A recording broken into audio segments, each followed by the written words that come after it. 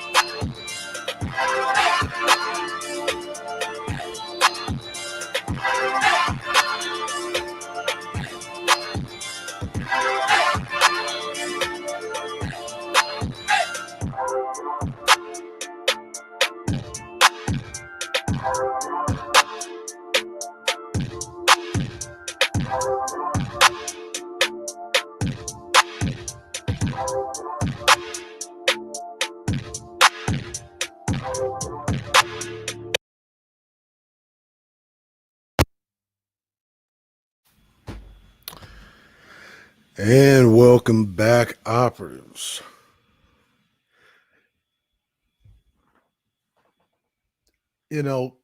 Gratitude for all who have joined us. Gratitude for all who will eventually tune in.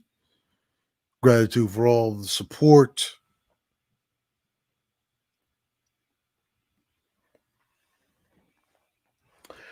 But today, I'm grateful that you have all tuned in, as we have something not so important to talk about, but important nonetheless. As we have to go back in history at all times and kind of review what we have done. And the reason why is because the best indicator for future performance is past performance. But whenever it comes to you, the esteemed black nobility, Evan Noblesse, though you get all of the blame for virtually everything in society, right? Someone slips on a banana peel, it is your fault.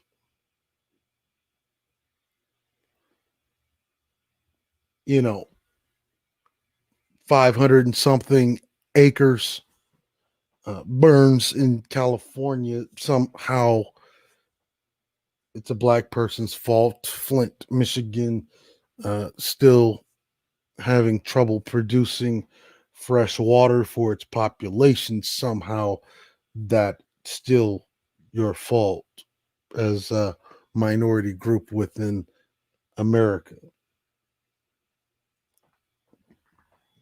Nonetheless, despite the fact that you are an American, you get the blame. Not America itself, not the individual cities themselves or the private sector, which has a chokehold, a Grimlock style G1 Transformers era chokehold on the resources of a city. No, they don't get the blame. No, it's you. And when you review just recent history about what has happened over the course of simply a year, and mind you, a year has not finished yet. I mean, it isn't even the end of the fiscal year yet. Why? What happens the end of the fiscal year? Well, the political Super Bowl happens, the political Olympics.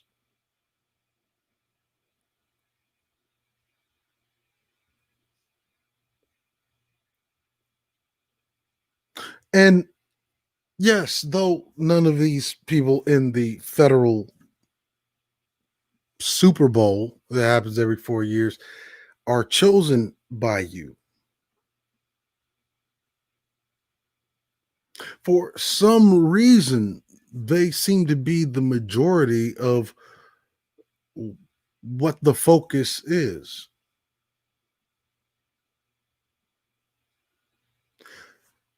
This is the last live stream of 2020. It's the last piece of content for 2020. Because let's just face it, niggas need a break from you niggas. Oh, yes, yes, it is quite true. Niggas need a break from each other.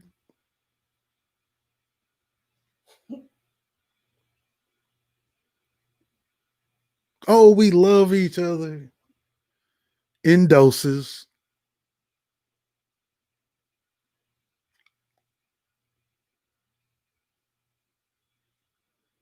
We love each other like a play cousin, right?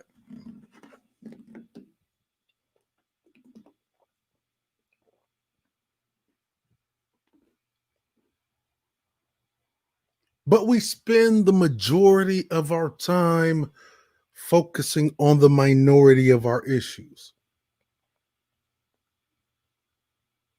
You get the blame for just about everything. And if they're not blaming you as a specific segmented population of the overall schema of what is American culture, then what happens is they will try to divide you by sex, religion,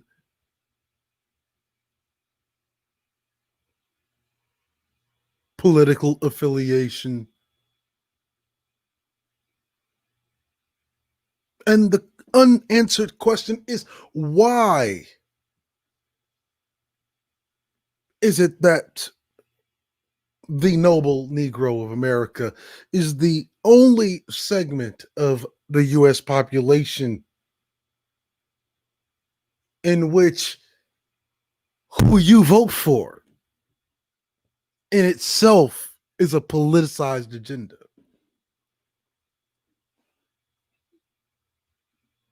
Whereas in other groups, block voting is encouraged. Whereas when it comes to you, the noble Negro, it is discouraged. despite the fact that where the majority of your power actually lies is within the state election. Yet we spend the minority or the most minuscule amount of time focused on issues at the state level, and we spend the majority of those issues or the majority of that time focused on issues at the federal level. Despite the fact throughout this year, they have shown you time and time again that where the majority of your power is in the states. Quite proud of the state in which I live, in which this state being the first state to employ a $15 an hour minimum wage, which over the course of this very same year has been put on the national docket for a federal $15 an hour minimum wage. You've seen it in states such as Alabama, literally giving you the answer, a near complete rescinding, dissolving of Roe v. Wade in Alabama, to where within the same year, you are literally seeing the dissolving of Roe v. Wade on a national docket.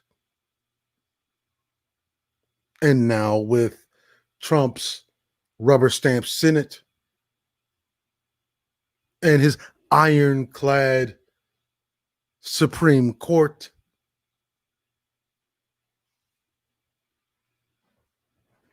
you have been shown how to properly make moves on the federal level if you are going to play in the political Super Bowl. But since you are not yet ready for the Super Bowl, they have shown you, it has been shown, you have proven it time and time again, your power rests within the states. But the majority of your time is spent focused on that political Super Bowl and not on the state.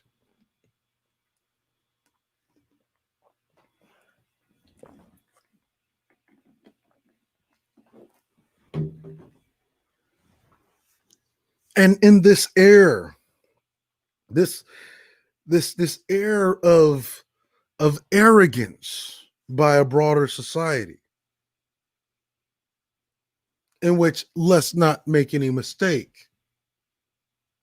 you don't want anything less from the broader society than for those who have been playing the liberal, low-key, undercover wolf in sheep's clothing races to come out of the costume of liberalism or even liberal conservatism. Because you need to be able to easily identify who your enemies are politically, economically, socially, etc., etc.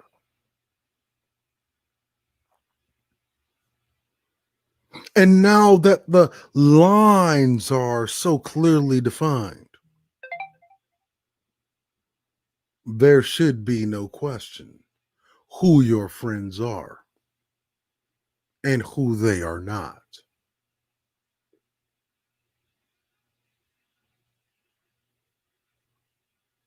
You get blamed for all of the dysfunction that America has to offer.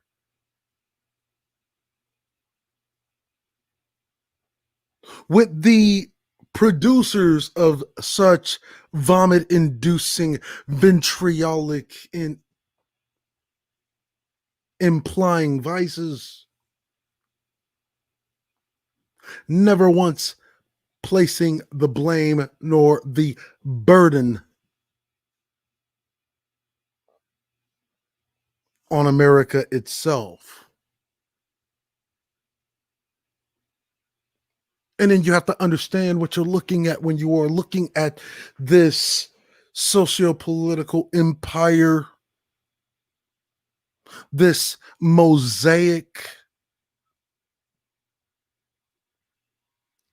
of both past, present, and what will be future political schema, with an overexpansion of military, with a decline in industry, with a falling of US dollar, with people swaying away internationally from Bretton Woods system, where more and more countries around the world trying to find workarounds to this US dollar, which is the world reserve currency.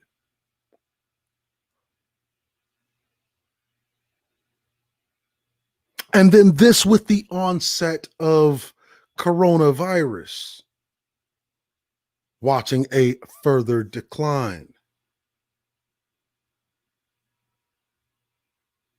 not only in economy, but in social structure, in which you are finding out how society truly operates,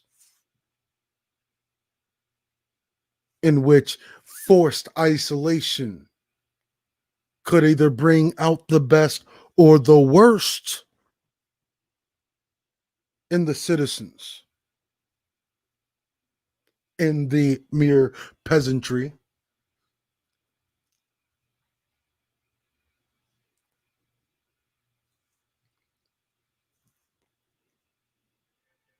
And then all the while this is happening, you're watching racism as an institution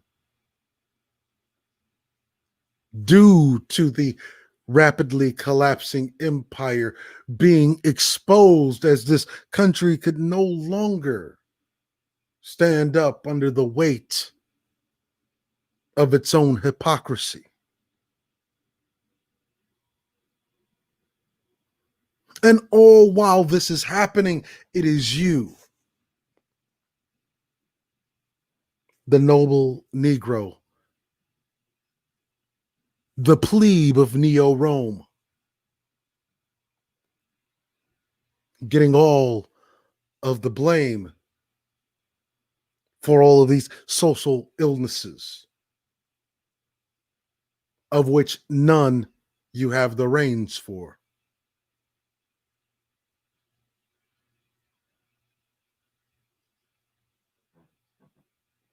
However, when you look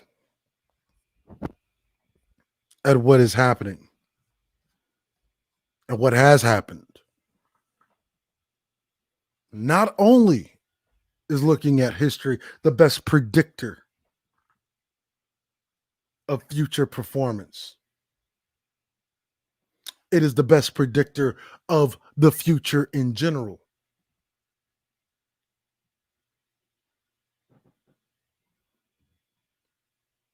And what has happened in the United States? Well, earlier this year, you had pro Iranian protesters siege of the U.S. Embassy in Baghdad, Iraq, one of the satellites of the American Empire.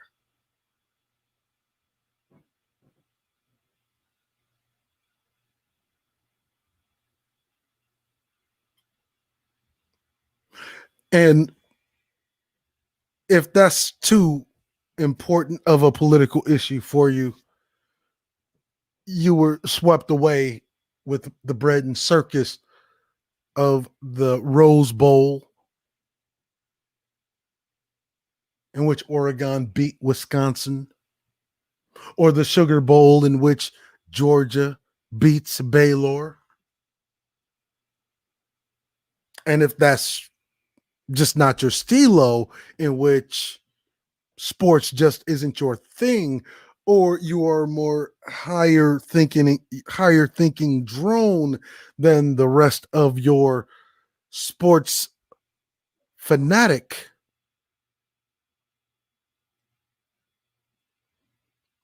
then you also watched within the same month earlier this year as one of the Middle East's most beloved leaders, Iranian security and intelligence commander, Major General Qasem Soleimani,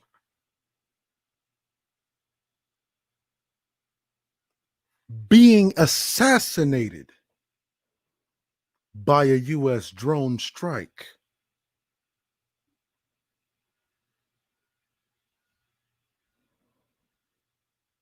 And if that wasn't enough, shortly thereafter, watching within the same month, in fact, within the same week, as Iran pulls out of the 2015 nuclear deal, in which it stated it would not limit its uranium enrichment program.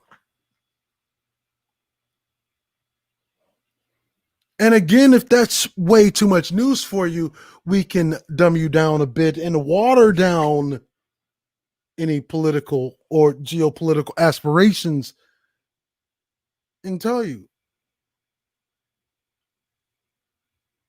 if global politics isn't your thing, just focus on the domestic bread and circuses. For instance, you see the movie 1917 winning a Golden Globe for Best Drama. Once Upon a Time in Hollywood, starring Renee Zellweger, Joaquin Phoenix, etc., etc.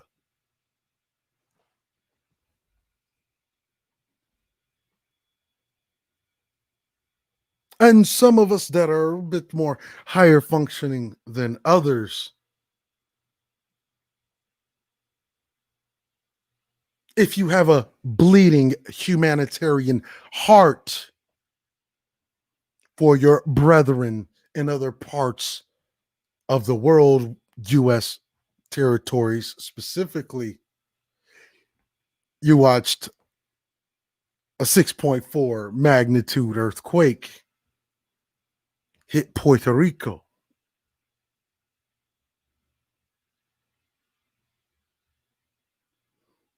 Even though it only killed one person, it destroyed 800 homes, displacing nearly 2,000 people.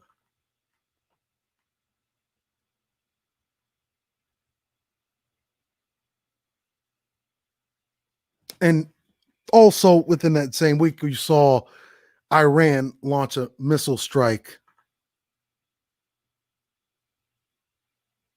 right?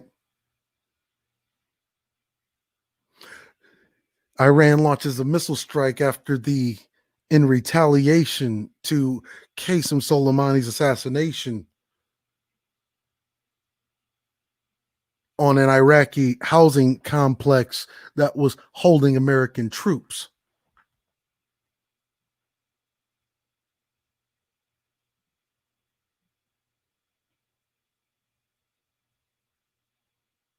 Oh, but if world politics once again is not your thing, we just go ahead and sprinkle you with a little bread and circus of how the Duke and the Duchess of Sussex, you know her as Meghan Markle.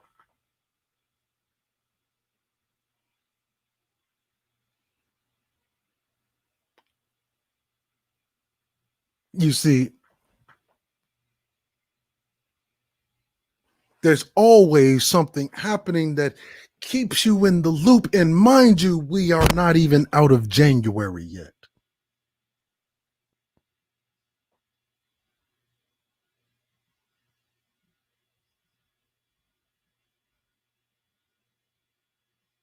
Oh, you hadn't had enough? Politics really isn't your thing. You don't really care about the political Super Bowl just yet. So here's some more football.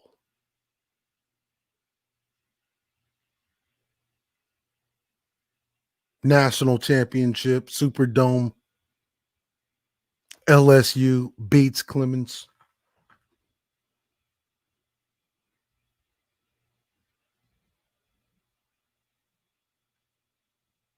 Oh, Houston Astros manager AJ Hinch and general manager Jeff Lunau are fired by the team owner Jim Crane for their roles in signing or in the sign stealing scandal. Because that's just America. We love a good scandal. No TV show, but we love a good scandal. Oh, and for you more brainy types, you had the guy who was like the greatest Jeopardy player of all times. You know, what was his name? Ken Jennings, winning Jeopardy for like a 74th time. Because that's just how dumb America has grown.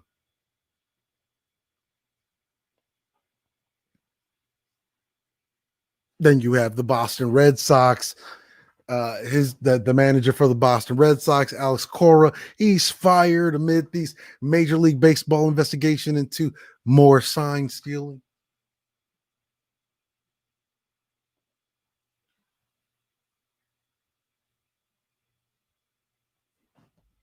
And if that's just not enough, we can put a little pioneering spin on it with the former Sacramento State softball player Alyssa Nackman, who becomes the first woman to hold a coaching position on an MLB staff.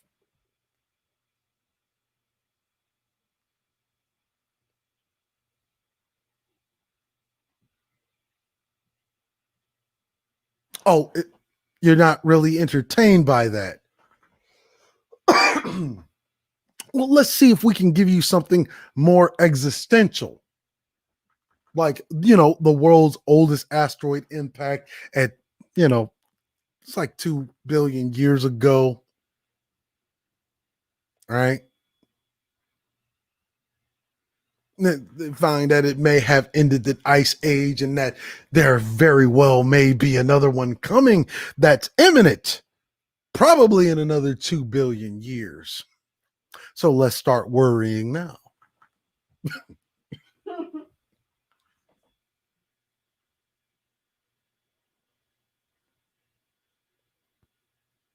And that may not scare you enough. See, because when bread and circuses don't work, fear tactics are always a winner.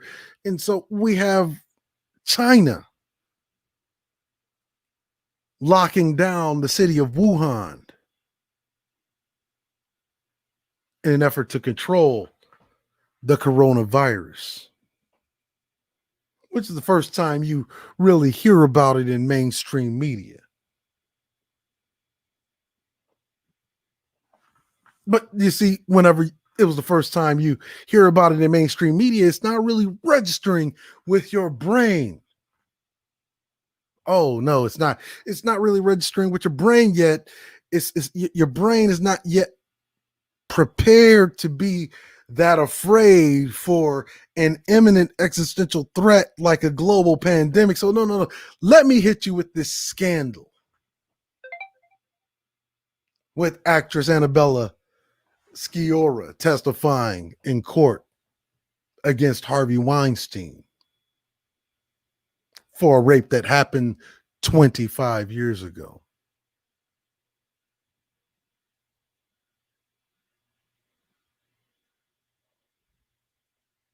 I mean, if these things aren't really rocking your boat, we have flavors for all of these things.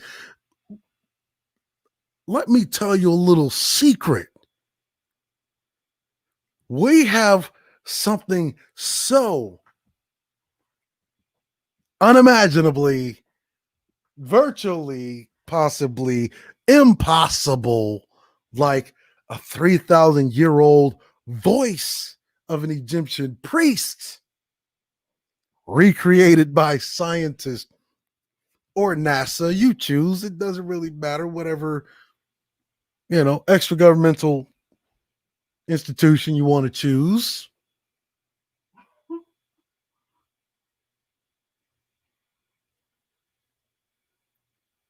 Because we have the technology to recreate the voice, not of an everyday brother, but of a 3,000-year-old Egyptian priest.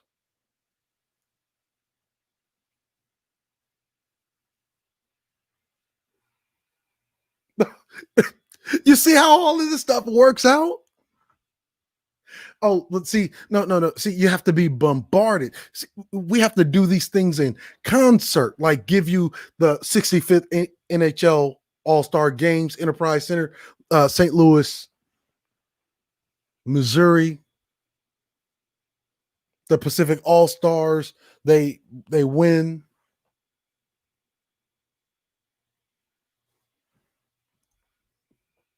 Right? Because we got you not only on basketball, baseball, and football, but we got your ass on hockey too.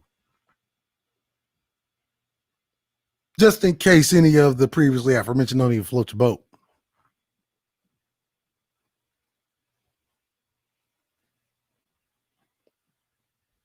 And then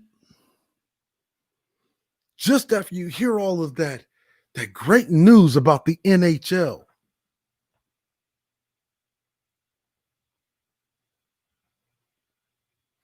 they come right back at you with what?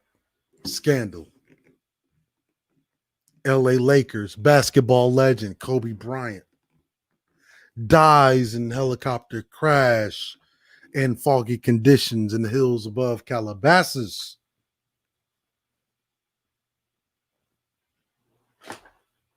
And you had one of the biggest displays of antisocial, anti-black, clear and present racism refer to his team as the LA Nakers, even though we heard LA niggas on national TV. You remember Allison Morrison?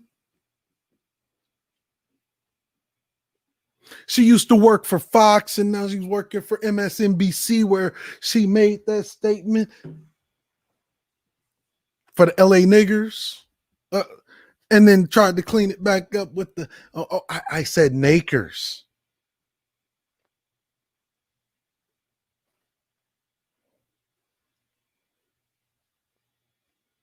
And just in case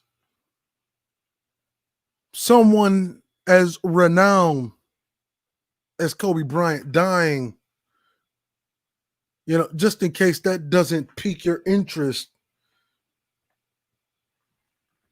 I mean, NFL Pro Bowl still happened the day after, in which the AFC beats the NFC.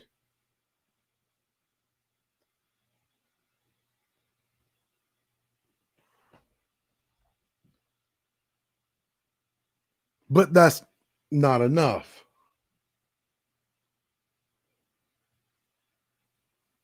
because 2 days after that, you have the US President Donald Trump releases his Middle East peace plan alongside Israeli Prime Minister Benjamin Netanyahu at the White House.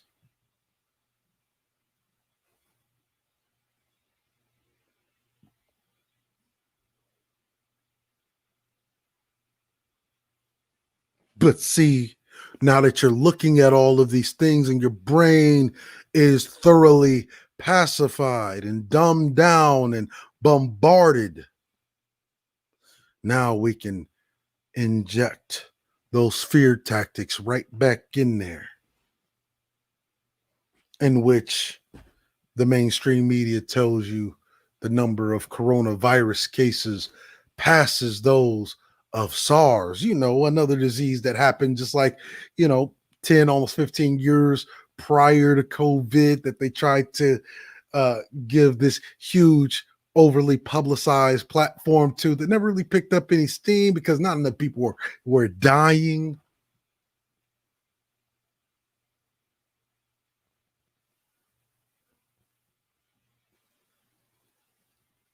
And then the very next day, the WHO, World Health Organization, declares the coronavirus a public health emergency of international concern.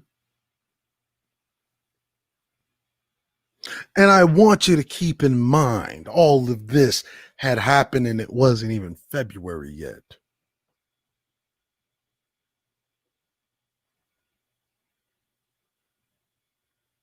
Oh, yes. There was no February at this point. I mean, literally, Black History Month hadn't even happened. As a matter of fact, there's so much fuckery going on. I don't even know if you got time for Black History Month.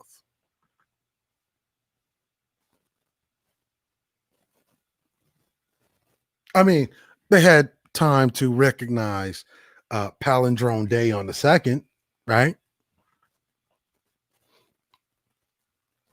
On the same day that, the Super Bowl is held at Hard Rock Stadium in Miami Gardens. How many of you remember that when the Kansas City Chiefs beat San Francisco 49ers 31-20? MVP is KF's the Kansas City Chiefs quarterback, the black one. What's his name? Patrick Mahomes. You remember that?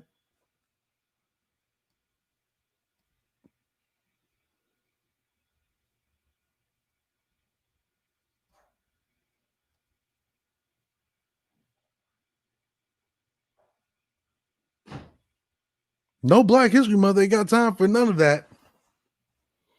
They ain't got, first Democratic caucus in Iowa happening, right? Where you had this new upstart Pete Buttigieg, right? Wins against Bernie Sanders. And even though this is only one state and it's not really a state with a lot of political influence, somehow Pete Buttigieg is literally celebrated for being mediocre because he beat up basically practically virtually almost handicapped senior citizen. And the only reason I suspect Pete Buttigieg won is because Bernie Sanders didn't have his Geritol.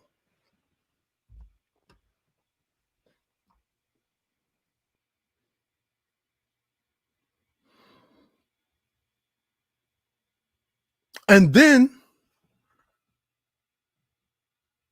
when you're talking about fuckery, February is the month of political fuckery. Like U.S. Senate votes to acquit President Donald Trump on 52,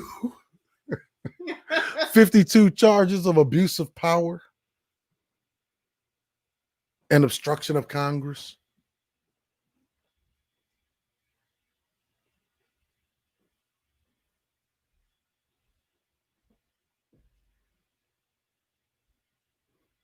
And then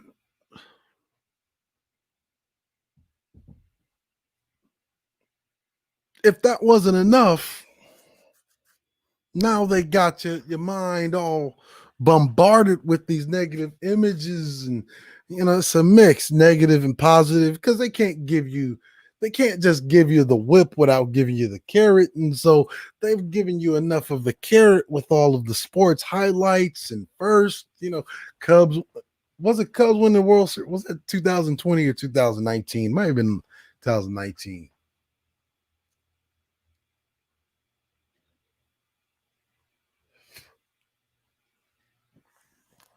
But when they come out and officially say, well, this is a crisis in America, the first coronavirus related death in the United States, which technically wouldn't be confirmed, until like, 7 weeks later, right? But they were calling it coronavirus, even though they didn't confirm it until almost 8 weeks later, because they got to scare you.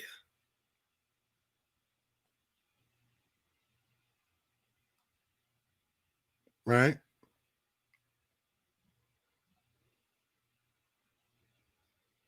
And it's so interesting how America was so ill prepared for the coronavirus outbreak in terms of equipment, PPE, et cetera, but it had resources. It had resources to ensure that it can document the fastest supersonic New York to London journey made by a British Airways Boeing, that's an American plane, American company, 747. And it did it in only 4 hours and 56 minutes at speeds of about 820 miles an hour. Completely unprepared in PPE for coronavirus, but had enough resources to ensure that that was documented.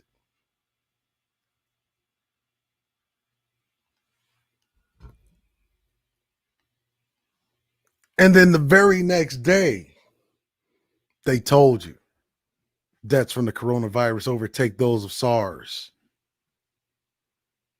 with 813 deaths worldwide,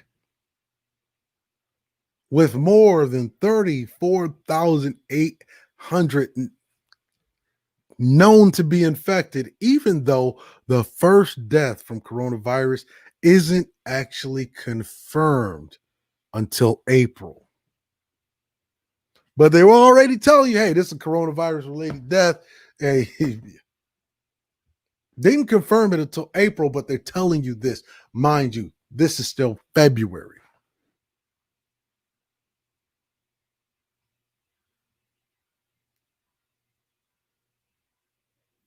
Oh, that's not scaring you enough. Let me just tell you about this little film, right? It came out earlier this year. It was called Parasite, right? It was starring Joaquin Phoenix and Renee Zellweger. Well, this Parasite movie, foreshadowing how big they're looking to prop up this coronavirus thing, this Parasite movie wins an Academy Award. This is all happening February 9th before the first coronavirus related death is actually confirmed. Even though, even though they reported the first coronavirus death before this movie wins an Academy Award, and 8 weeks, almost 8 weeks before the first actual coronavirus death victim is confirmed.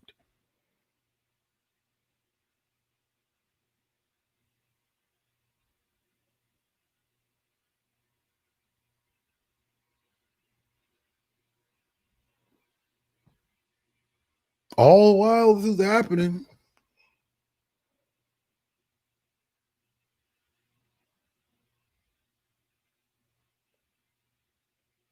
completely ill prepared in PPE, but have the resources or thought it was important enough, right? To tell you that Bernie Sanders won New Hampshire Democratic primary.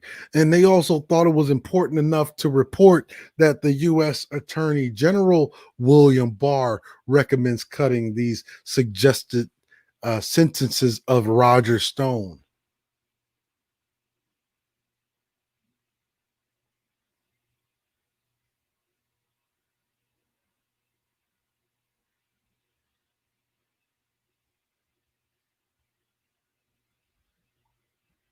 Not only that, despite the fact that, America is still completely ill prepared in PPE for the coronavirus outbreak that they were trying to to rapidly and sharply advertise. They could they had the time and they thought it was important enough to report to you that uh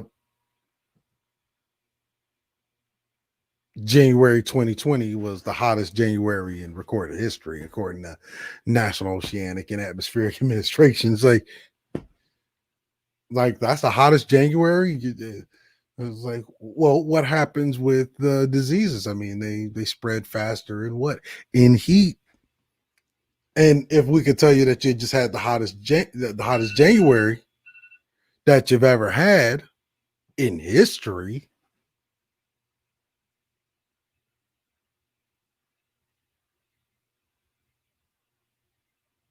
might want to tell you that, hey, look, if you plan on going ice fishing, you might want to stay away.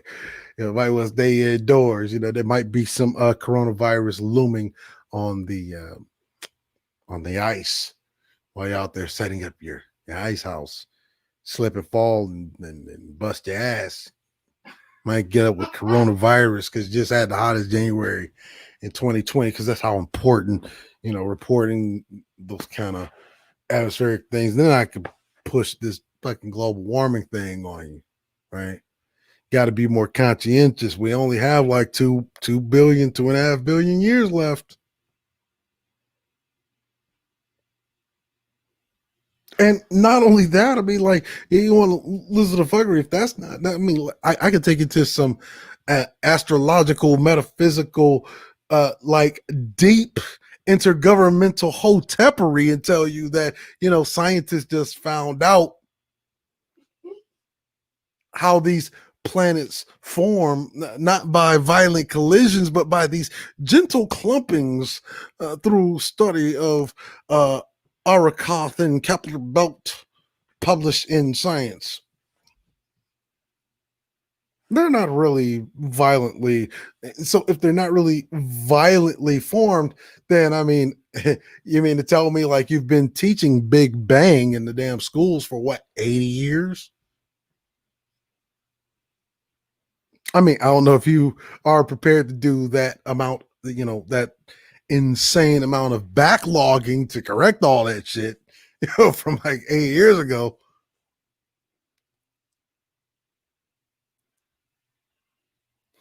But gentle clumpings, the same way that coronavirus, right, just slightly lands on your mask cover.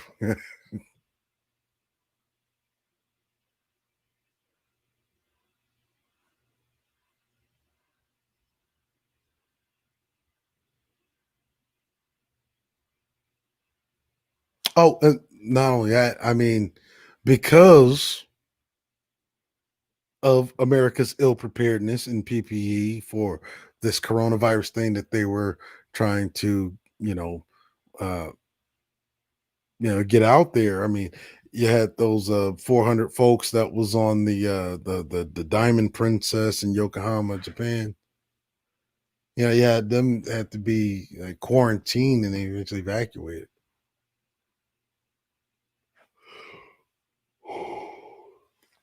But wouldn't have had to do that if America was prepared. While they were sitting there telling you that, well, scientists just found out that planets don't really form violently. Send the dude to school for 15 years, learn astrophysics to tell you planets don't fucking form violently. And then you ask, well, how do you know? Have you seen them form? No, generally snowball together.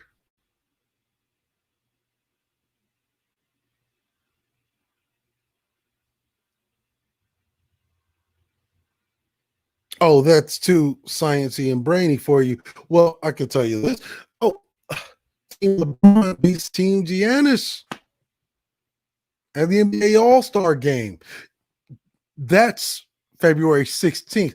That same February 16th, well, really February 16th, that whole weekend that happened there, in which those strippers at the Golden Room ended up getting like 3 million and something dollars in like one night, because niggas.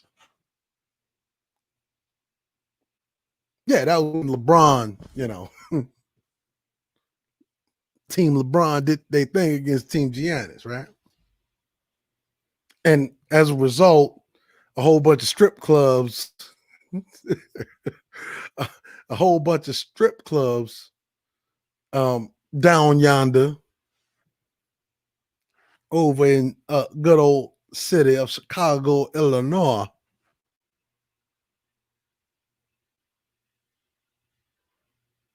There was a stripper somewhere that was making six figures in one night. Now, mind you, this is all amidst a coronavirus outbreak that America has been ill prepared for. But yet, who are we kidding? Look, America ain't giving a fuck about no preparedness for no outbreak of any proportion as long as there was a shaking ass on the pole.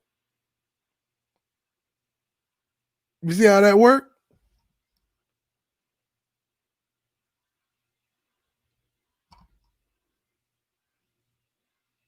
And if that's not surreal enough for you, we have the very next day, General Motors announces that it's retiring the Holden brand in Australia, closing down its plants.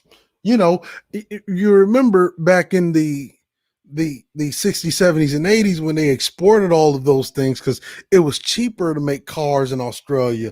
It was cheaper to make cars in Canada. It was cheaper to make cars in Mexico. And now here you are in 2020, and you still have people blaming Obama for every goddamn thing, because you, noble Negroes of America, get blamed for everything, right?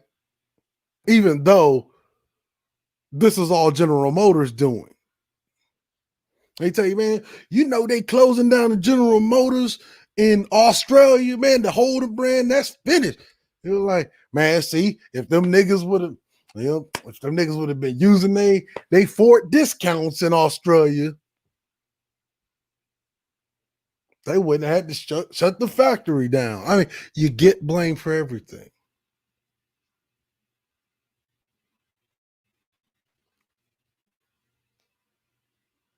And not only that, but that very same day, while General Motors is closing down, let's talk about the tremendous amount of waste and abuse by private capital because, they claim to be so fiscally conservative and yada, yada, yada. But while General Motors is closing down in Australia, or rather, the Holden brand of General Motors, Jeff Bezos is pledging $10 billion to help fight climate change, because we only got 2 billion years left on this thing. So we got to start preparing now. We don't have, we don't have, we don't have a lot of time left. We only have like 2 billion years left. Like, how many people do you know that are 2 billion years old that's going to fucking see this shit or benefit from it?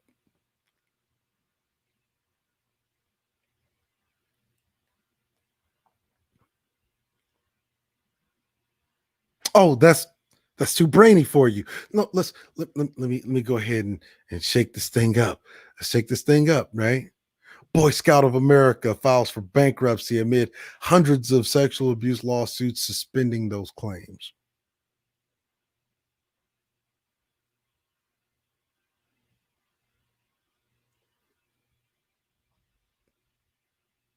Oh, that's just doesn't float your boat. I know Boy Scouts not really have hadn't been heavily publicized since I don't know like the 60s or 70s, right?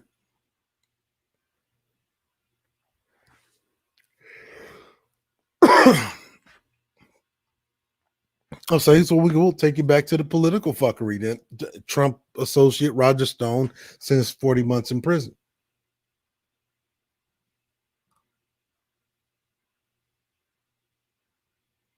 Like that's not enough. Like, okay, who do we go to get these to get these ignorant masses riled up.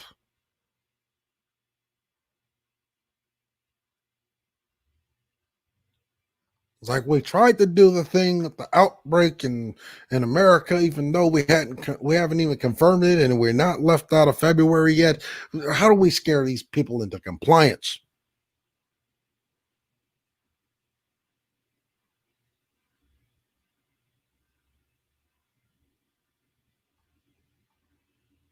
Well, you know how we pacify them? We hit them with more Hollywood scandal. Harvey Weinstein found guilty of rape and a criminal sexual act in a landmark case that ignited the Me Too movement.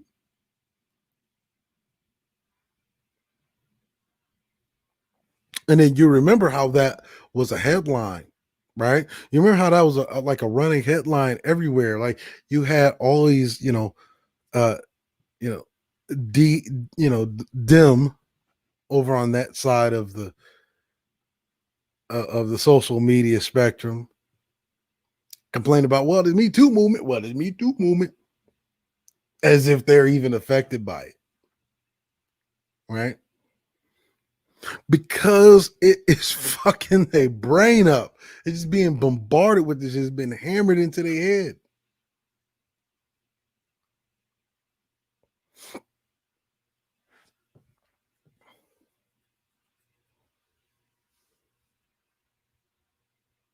Right?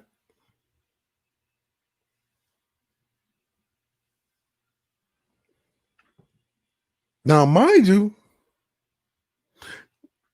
we ain't out of February yet.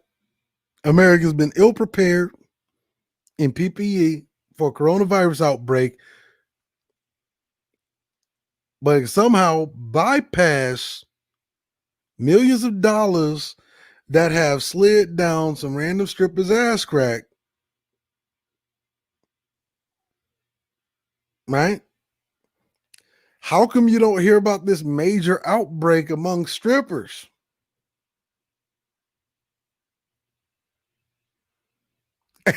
And if something ain't fishy about that shit, they come back and tell you scientists identified the first animal that doesn't need oxygen to breathe, a tiny parasite living in salmon tissue. My nigga, salmon tissue.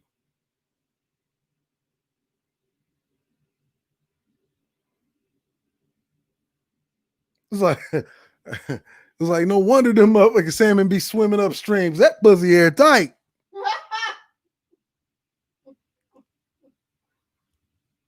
Salmon jump out of the water, swim upstream, and just flip their little fins all the way upstream. We're going to get that airtight pussy. We got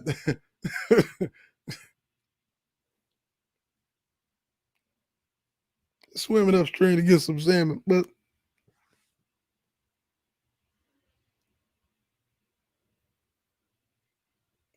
speaking of parasites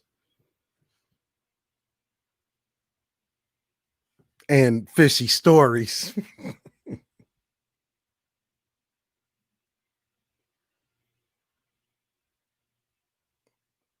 and then what you have happening on the 25th,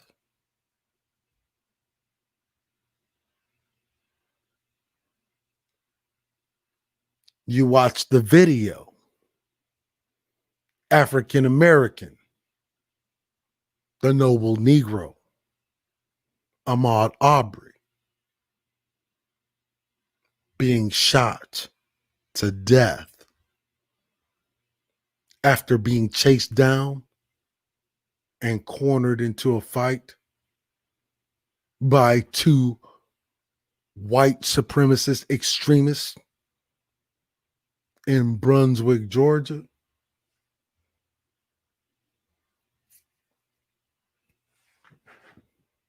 Yeah, that incident actually happened in February. You don't actually see the video until May. But You'll have people run around here. Not all white people are bad. So you want us to pick a needle out of a haystack whenever it comes to whites, but you won't lend the same courtesy to someone that looks like you.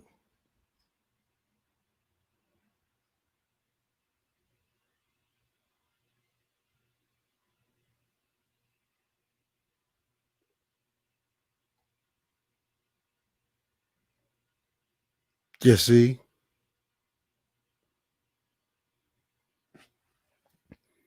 But the world didn't stop moving. I mean, it's a Dow Jones index suffers its biggest points fall in history.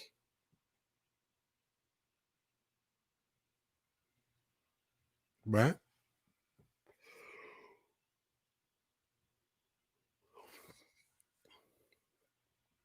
And then you have the United States and uh terrorist group, former terrorist group, Freedom Fire, Revolutionary. I don't know, however you, whatever label you want to put on it, but the United States and Taliban signing a deal to end this 18-year war in Afghanistan in Doha, Qatar, and then U.S. and NATO allies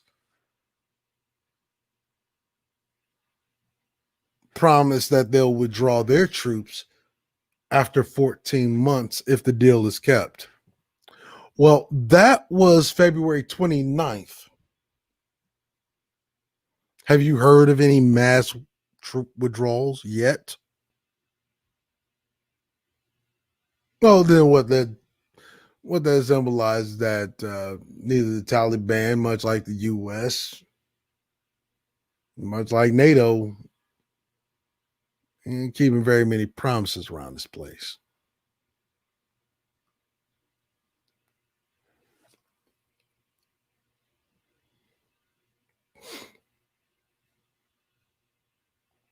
That was the end of February. We've had no Black history in the month of February because there's so much fuckery happening just in February alone. These are hard to kind of cover Black history.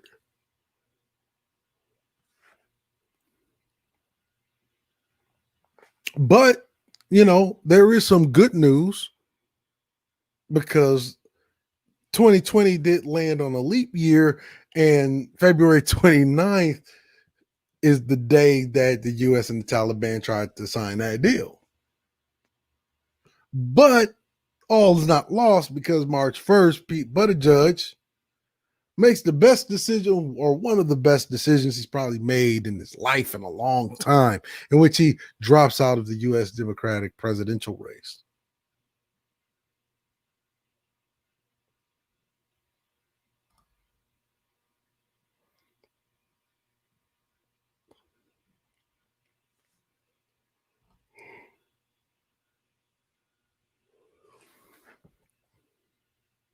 I mean, America, most of the world still going through global pandemic, and somehow mainstream media thought it fit to report uh, Vladimir Putin, evil man, bad man, Russian president proposes constitutional amendment to ban gay marriage. Like, I mean, shit, he is the supreme fucking commander of that whole country.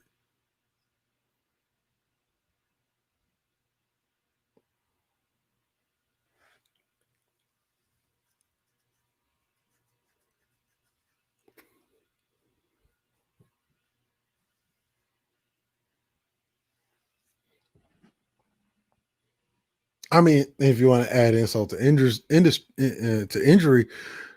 March 3rd, uh, World Bank pledges $12 million, $12 billion in emergency aid for developing countries dealing with coronavirus. This is all the while you're watching headlines. Black people, African Americans, most affected by coronavirus outbreak. Fear, much better motivator than love or altruism.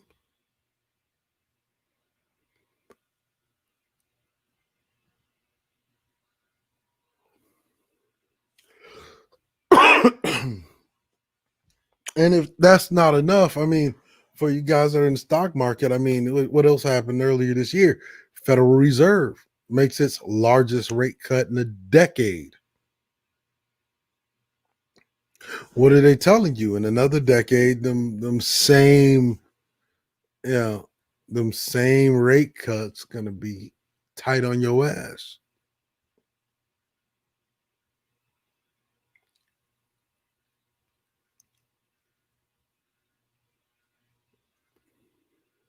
You see?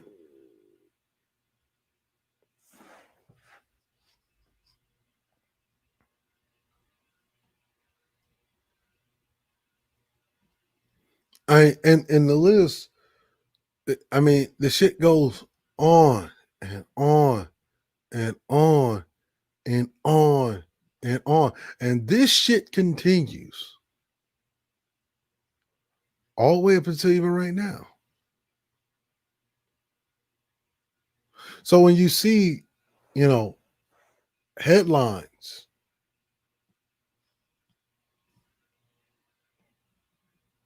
like this one here,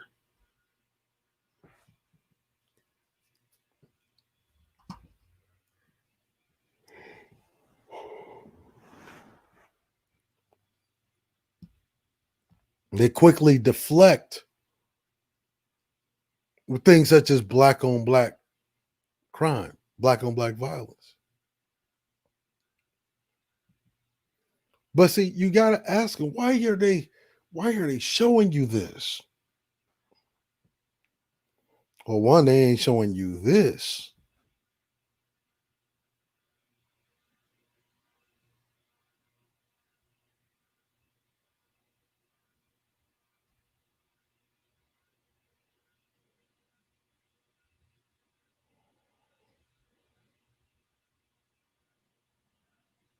I mean, the numbers speak for themselves.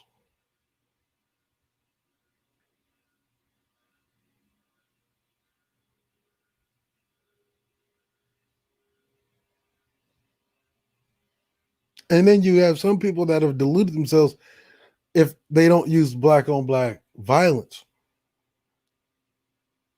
They go even lower than that, right?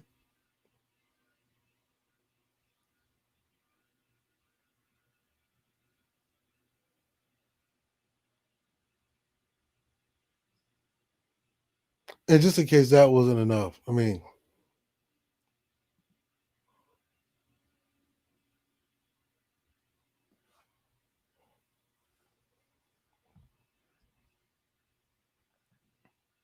leading cause of death in the black community, especially among black men, heart disease. But there's very few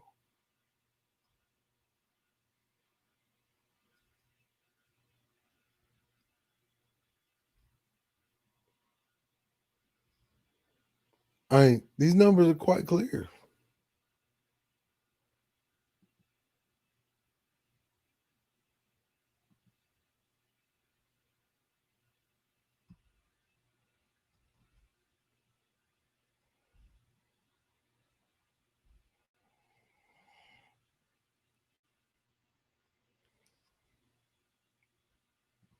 If that's not devastating enough, I mean, I can just let you sit here and marinate in these charts. I mean, look at the difference between the white and the black. I mean, even though it escapes your mind as to why there's two different charts for whites and blacks and not just one chart for Americans. No, no, no. That escapes your mind.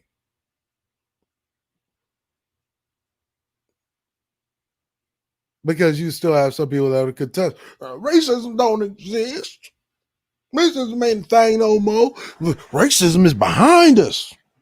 It's like, well, why is there separate charts for statistics on blacks versus whites? Why isn't there just a chart for an American? I mean, when I look at other UNESCO charts, right? Say if I look at a chart on Brazil, It tells me specifically about Brazilians.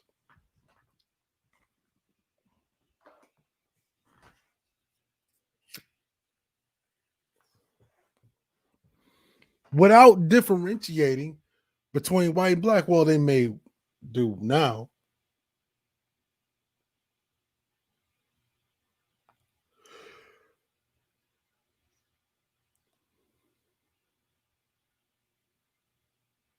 You see how that works? So whites are killed or die more from cancer, blacks die more from heart disease. Both die at the hands of their own group around the same at the same time. And so even with that, you're looking at 1.6% of the population.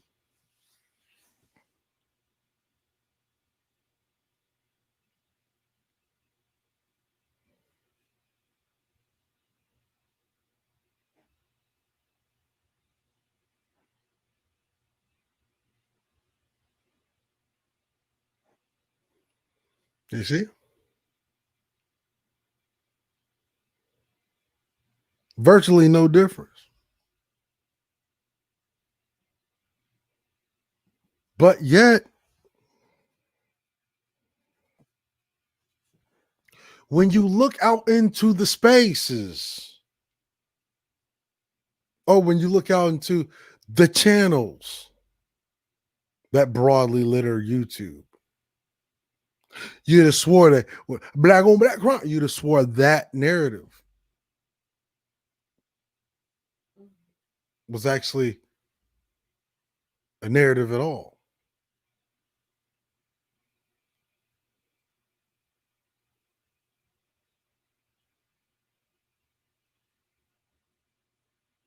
You see that?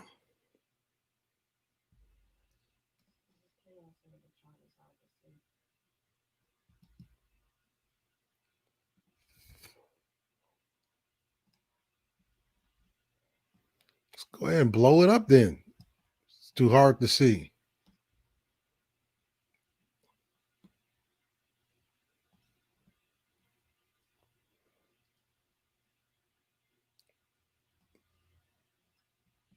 Top 5 causes of death.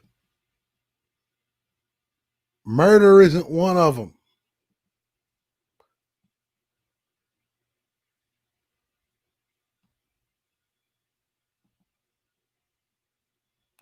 Go to another one.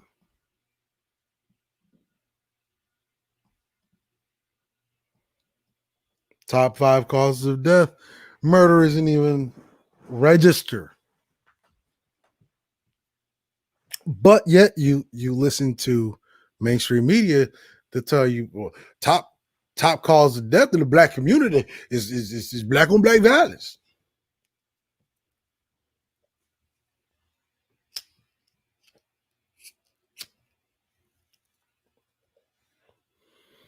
And tell look, hey, look, next time you hear that narrative, tell them, look, if you really believe that, tell them you got some salmon pussy to sell them.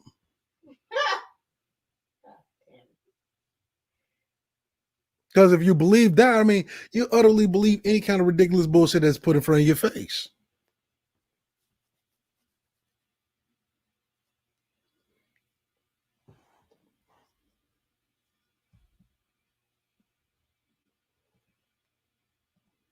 And the whole time,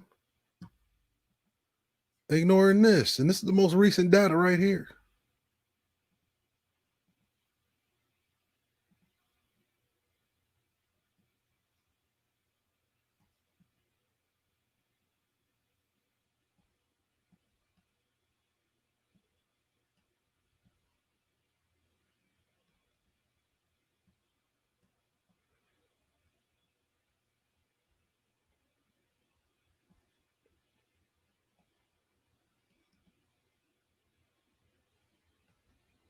This is the most recent data right here.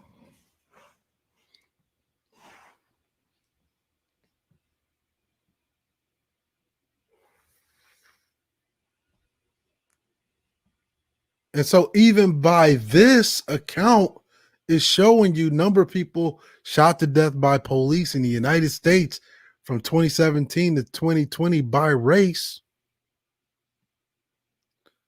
I mean, when it comes to intercultural crime, this is showing you that even you being shot by the police is actually higher than your intercultural crime.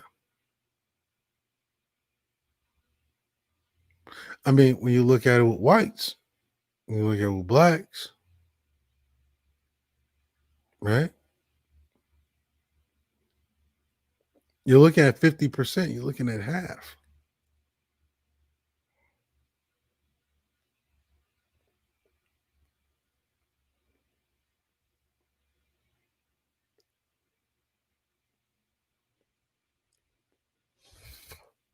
I mean, that's undeniable.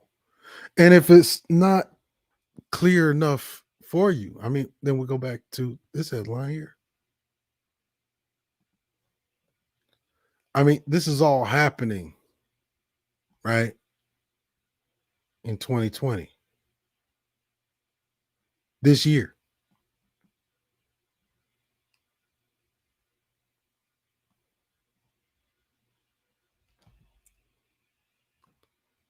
Police killed at least 164 black people in the first 8 months of 2020. What month are we in now? I mean, literally, we're almost into November.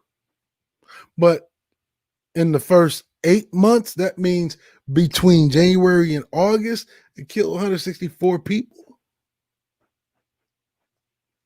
But when you listen to the news, you just swore that was you doing all of that. You see?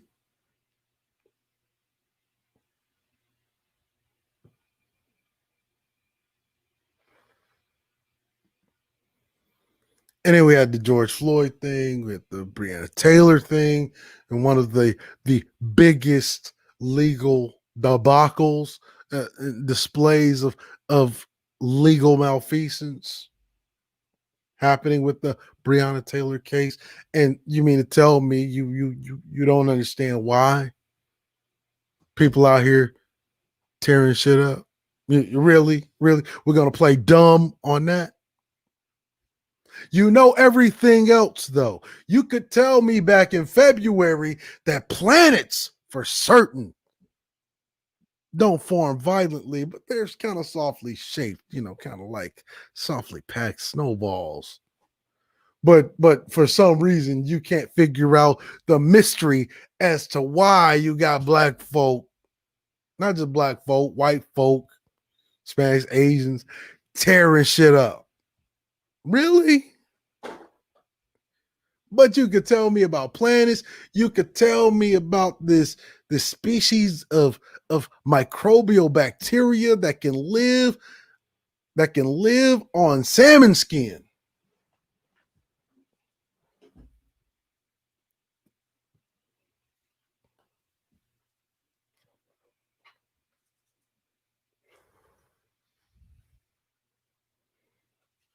You could tell me that the first coronavirus death happened before the first corona death is actually confirmed. But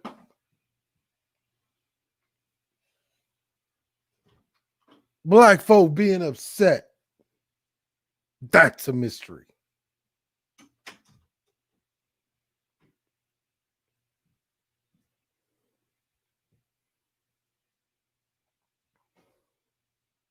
And you can go down the list, the line of things that happened here in 2020.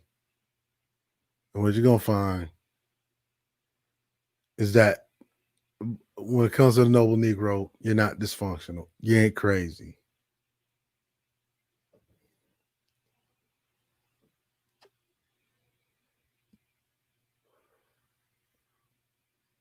I mean, and by comparison, as with the charts I just showed you, you're actually the least dysfunctional of all those groups.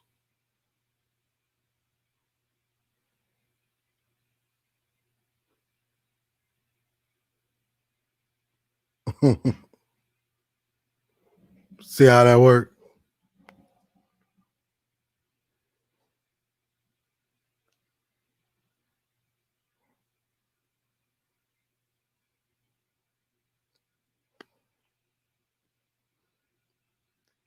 And then and to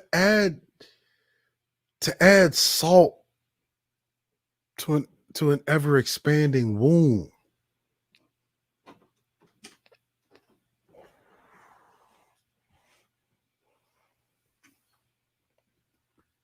You got ninjas coming on to a multimedia, multinational platform like YouTube, repeating those mainstream narratives about you that stigmatize your history. I mean, we gave you nearly 3 dozen volumes of the Great American Trick Bag. I don't know how many volumes on Gray Regime Honors, et cetera, et cetera. I don't know how many times that we have to debunk these negative vomit inducing vitriolic vices that some have mistaken for talking points.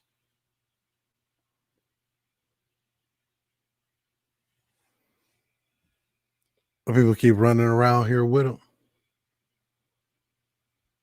And it's not their fault, because, niggas don't read. And, a nigga,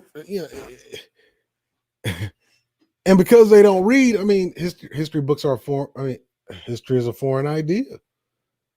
And therefore, books are like a alien race. Or maybe they're not an alien race. Maybe niggas are just averse to reading like vampires or averse to sunlight. You're liable to open up a book in front of me and the nigga get the start hissing at your ass. But they'll believe everything they hear in the mainstream, though.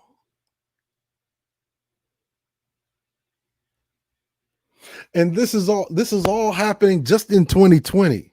So if we had to go all the way back in history, if we had to talk about the amount of fuckery between 1619, no, matter of fact, let's just take it from the founding of the country, 1776, to now, the amount of American fuckery that's happening is astronomical. So astronomical, Neil deGrasse Tyson can't even figure this shit out.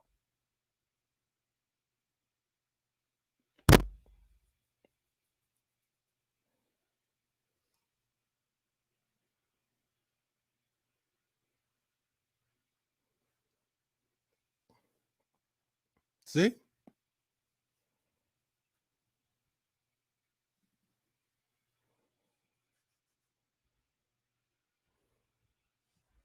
Now, here is the deal. This is the last live stream, the last stream this channel's going to push out for 2020.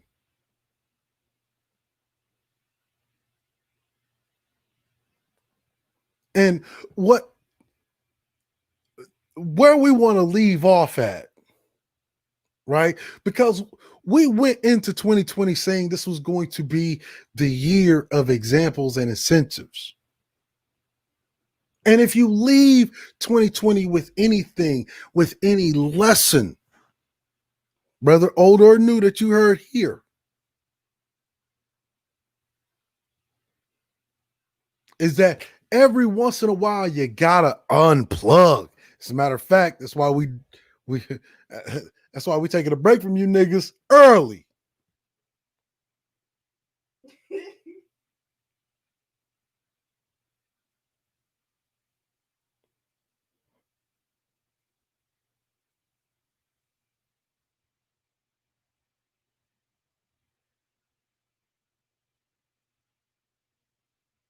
I find interesting how all of these things are taking place.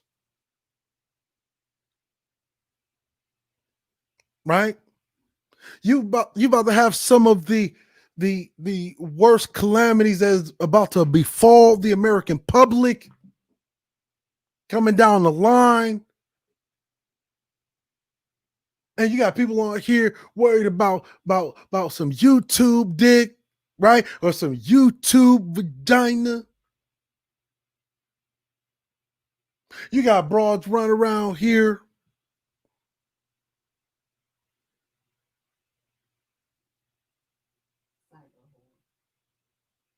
You know,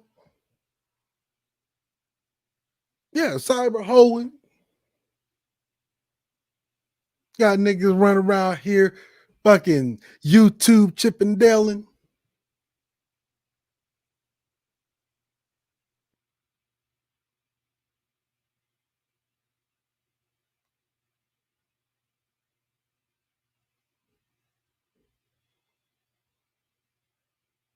You see, keep, my name running through the muck and mire. You have some of them even running around here proclaiming that real life ain't in this here cyber apparatus, but for some reason, there's been a great portion and majority of their time and was in this here cyber apparatus. So if it is not here in the cyber waves, tell them by their own examples, one certainly cannot tell. I do declare.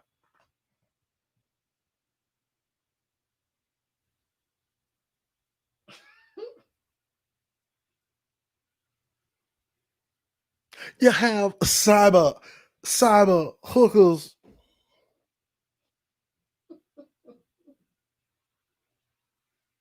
whole life is on the verge of economic collapse as they violently and desperately try to cling to the next great penis with some prospect of prosperity or profits.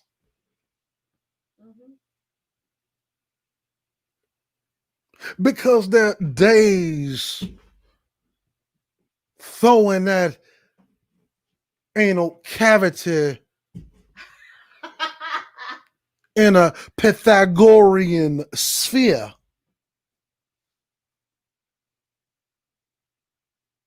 has somehow lost its luster among men.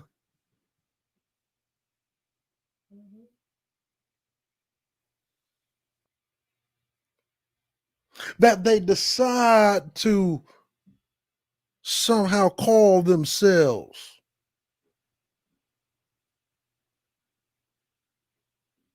demanding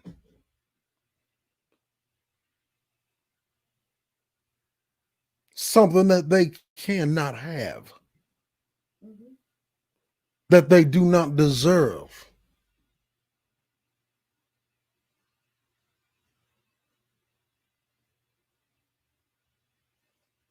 And meanwhile, you have others scurrying the shadows in between the spaces and the ones and the zeros of this very same here cyber apparatus.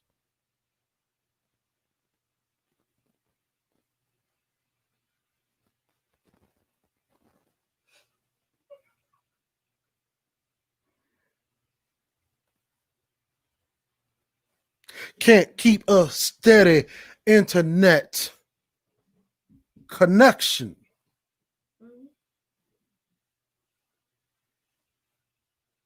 While trying to make some kind of interpersonal connection in real life, while declaring that it is not in cyberspace. But every single time you see these type of people, they are always pursuing those within the confines of this cyber-based weapon.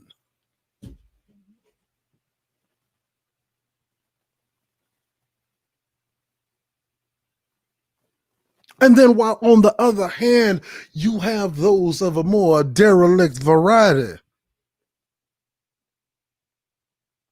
whom seem their talking points debunked time and time again, right here, will still split the hems of their lips to repeat already debunked, debased, meritless talking points that they heard nowhere else but within the confines of this same type of apparati.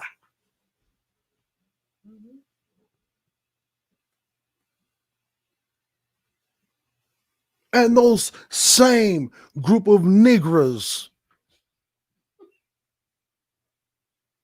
are the same ones that when someone from this side of the track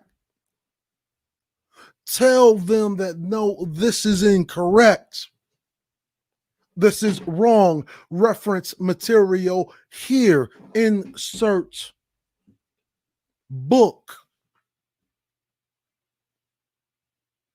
They're the same ones that you would have swore had some kind of vampiric reaction to garlic.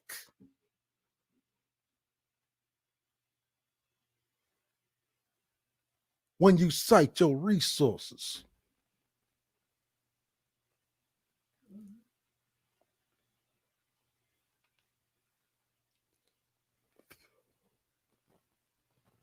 We are far beyond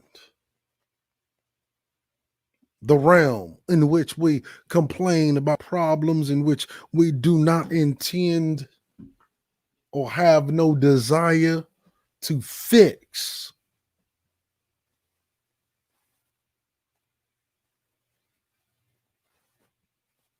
While on this side, we have created the most comprehensive, compound, well designed, packaged, that has been proven to have worked using history and our most esteemed and revered, nearly full of juniors, 9-point plan for counter racism, known as the compensatory code.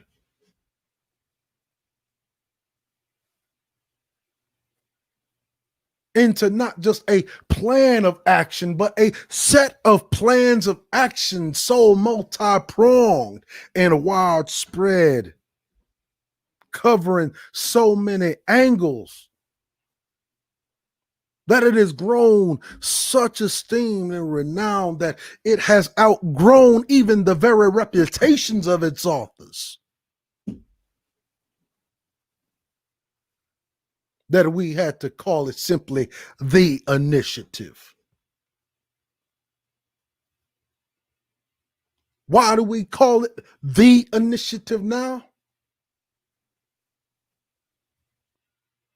Because no reputation is actually big enough to literally precede its words. That even its authors are outgrown by its rapid expansion and adaptation.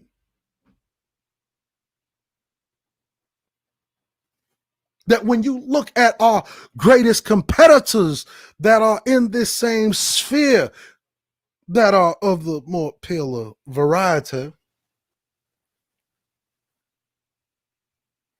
you see them picking up that very same initiative, having no doubt or hesitation.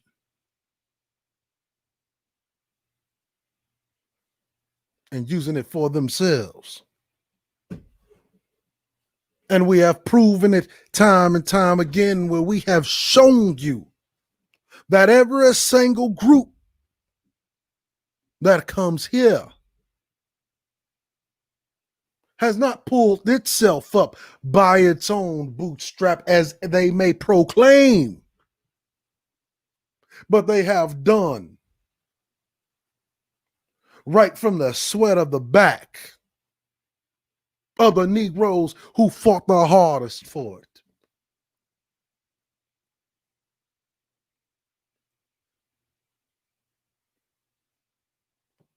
And yet and still you're getting new Johnny come latelys with their fly by night reputations from places unknown or elsewhere outside of the confines of the United States, non-citizenry,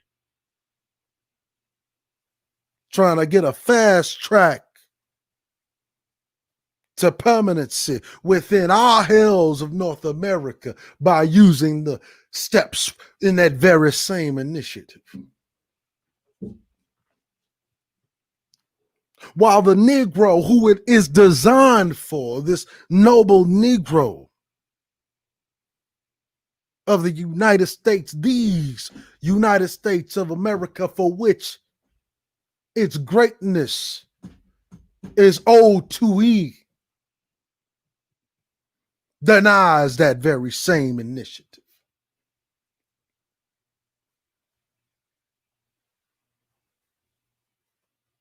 And then you wonder why. You look up and you don't see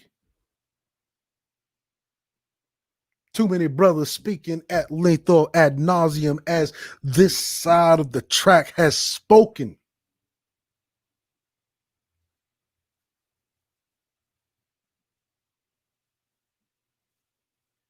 One, it is because it is heartbreaking.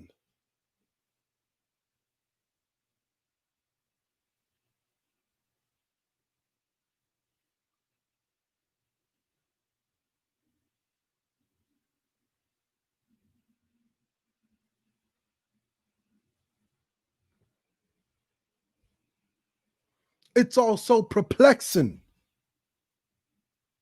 that you would so willingly volunteer to remain a part of the ignorant mass.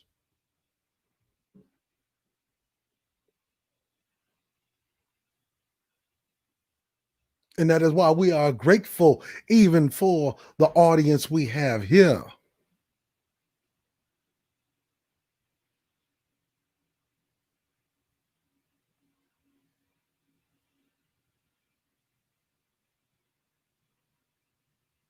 This is the last live stream of the year.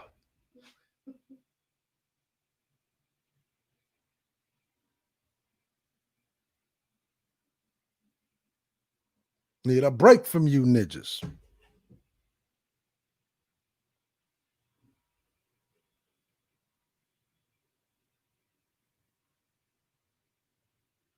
I always found it so interesting that you got time to look up private information about other individuals instead of those of your enemies.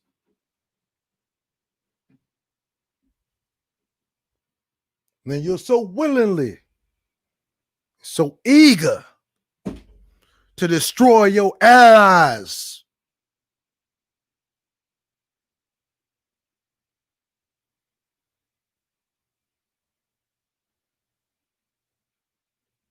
And some of you had a all fucking audacity to refer to yourselves as pro-black.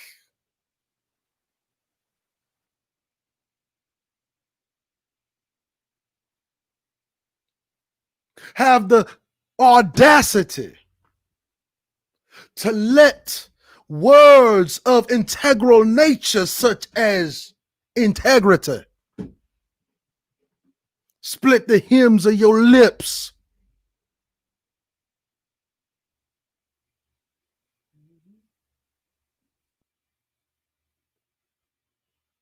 There is no integrity without consistency.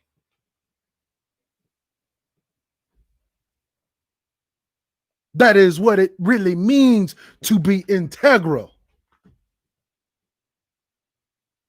Take, for instance, my days as a rank and file engineer, the U.S. Navy. What it meant to be integral was to be consistent. That ship stays consistently running to maintain the integrity of the power plant, to maintain the integrity of the hull, to maintain the integrity of the crew.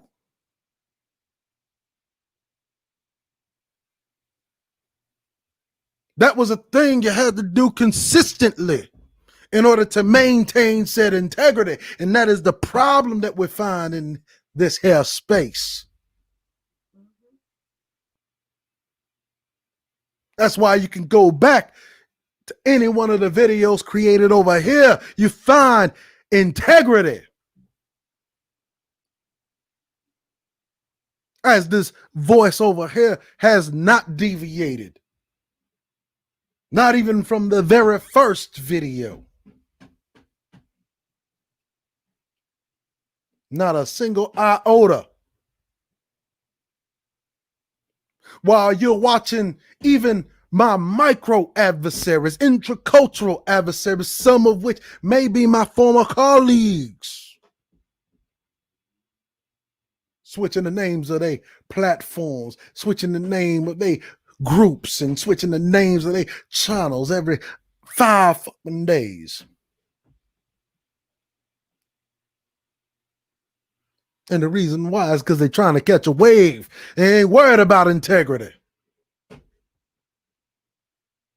But they want to lead something.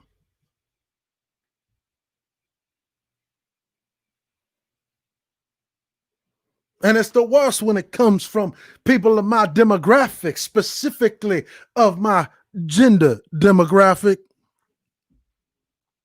You know, my intersectional based demographic where gender and race intersects.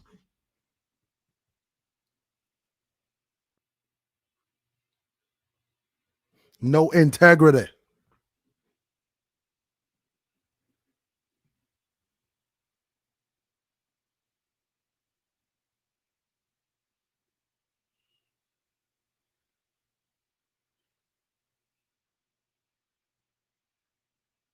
And then you look up and then you wonder why the very women who you've been blessed with are finding so many doubts within you. But you can make a lot of dating videos though. And the reason why dating videos are so easy to do, because you don't gotta be consistent in dating.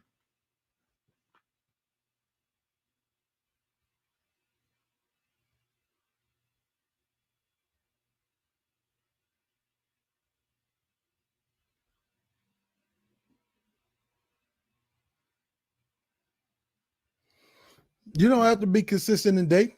Not a single iota.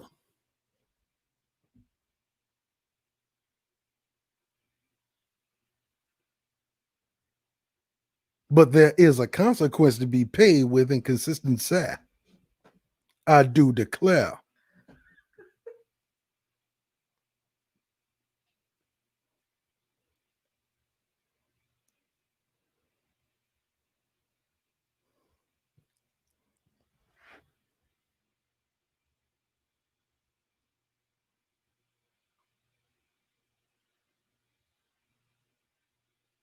Then you look at the history of many of our greats who have come before us and passed. And you get curious about why so many of them become disenfranchised with dealing with you as a group.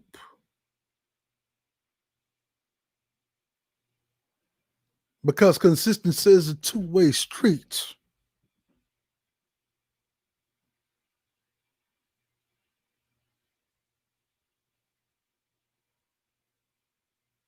You want some kind of Disney relationship with a woman because you think you Ariel from the Little Mermaid.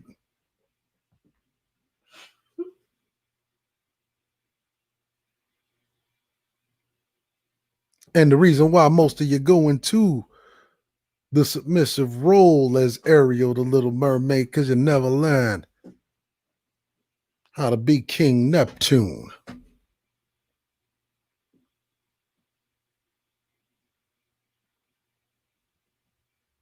You don't know what that entails. You want a crown and a trident.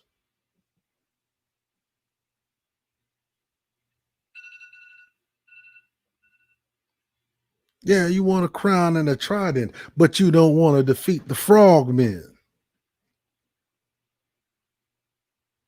You don't want to take the lizard man to task.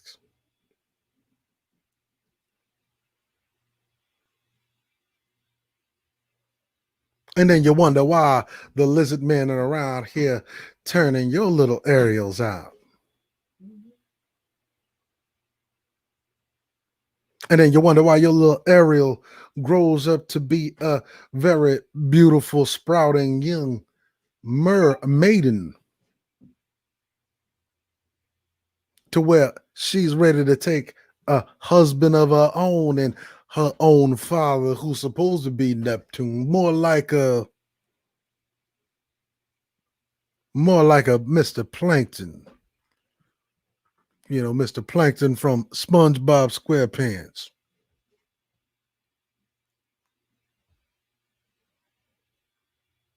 To where she's not even looking at you for a good example because you haven't been consistent.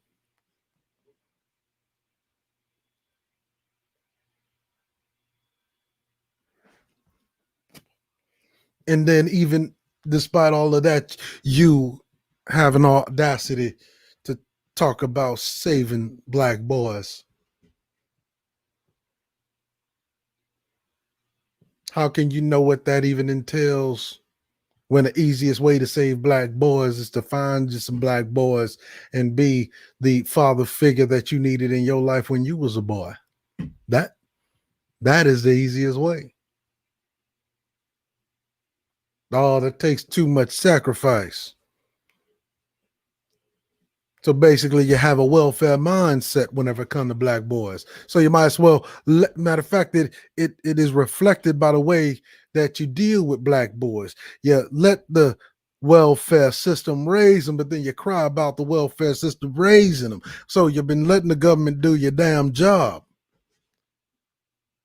And then you cry about how the government turns out that very poorly made products. And then you wonder why nobody really cares for your plight, because that is a you problem.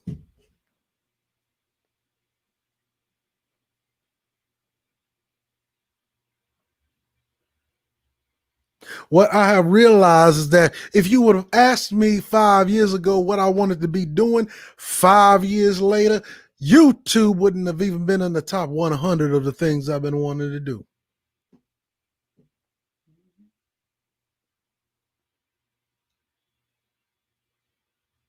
Not even the top 100.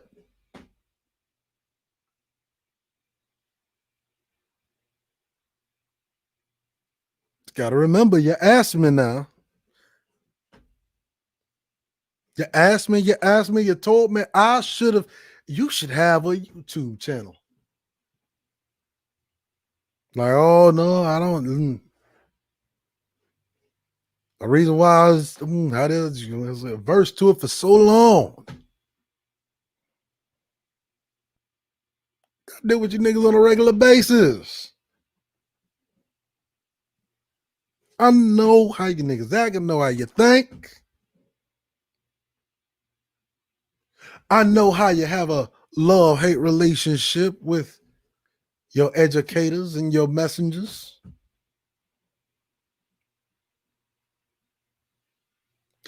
I know as soon as you say something that you don't necessarily agree with or like, they become mortal enemies, and you go on a holy campaign, a holy crusade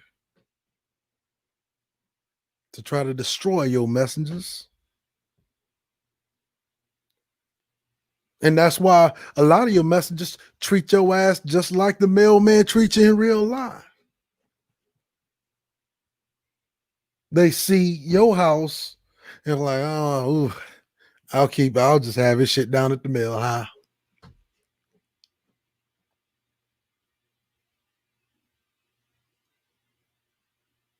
I'll just put a yellow sticky on the mailbox. He can come pick it up from the mail house.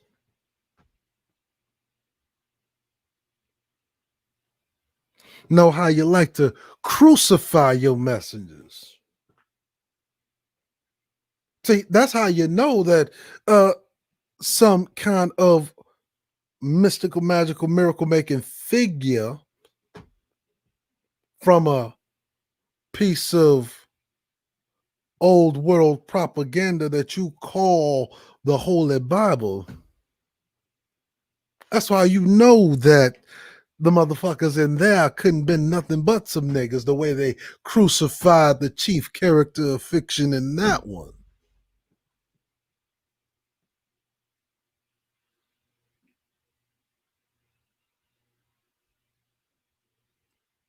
And don't you ever find it ever funny? Don't you ever find it funny how you got going, you got holes and Negroes going around talking about they exposing somebody, and then when you look at their life, it's 10 times more fucked up than the motherfucker they exposing.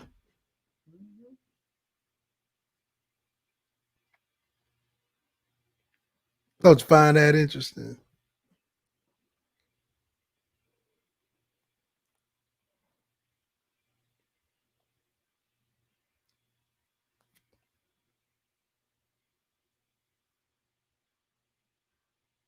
And then you wonder why nobody want to bring you the mail.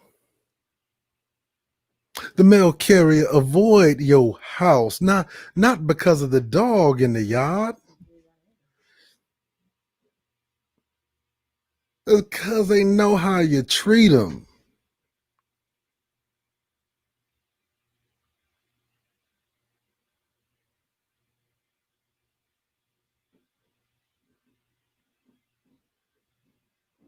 And then you wonder why you go to a restaurant, you get poor service.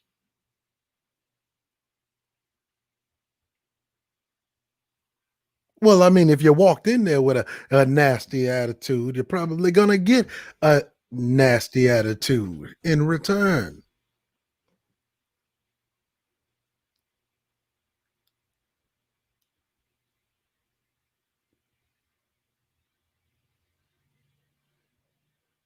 And then you want to know why nobody wants to do business with you. And you want to know why, when they look at you noble Negroes of America, and they wonder why you look like a bad business investment. Nobody want to invest in you.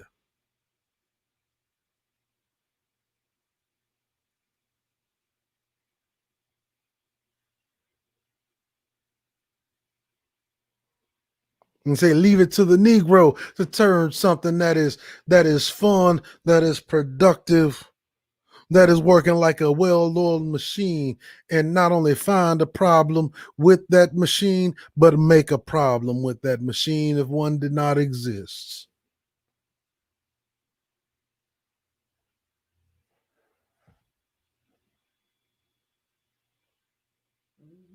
And then you'll come on to a multimedia, multinational platform like YouTube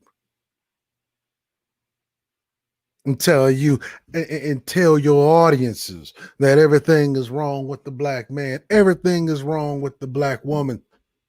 No self-reflection. And you notice that never has the audacity or the gall to say what is it that is wrong with me that I cannot specifically get along with my peers.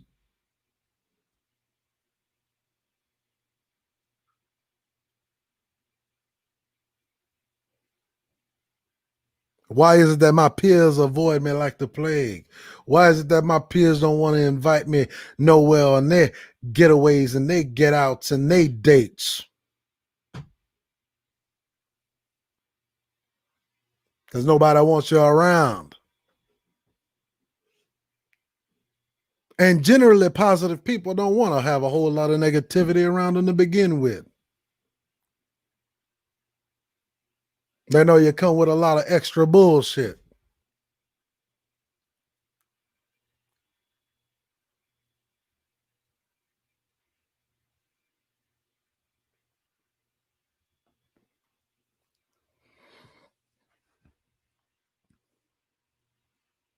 And then you can't figure out somehow it's some kind of mystery of the ages as to why some of your greatest late leaders that have come and gone have become so disenfranchised with their own community.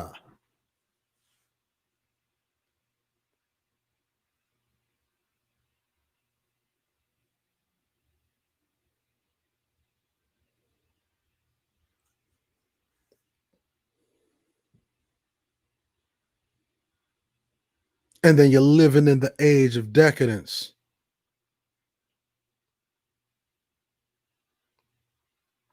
where you can have any of the peas delivered to your door like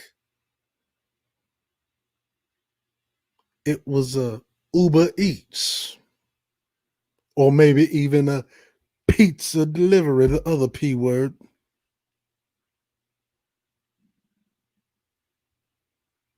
And because of that age of decadence and convenience, you simply can't take no for an answer because everything else is so easily accessible.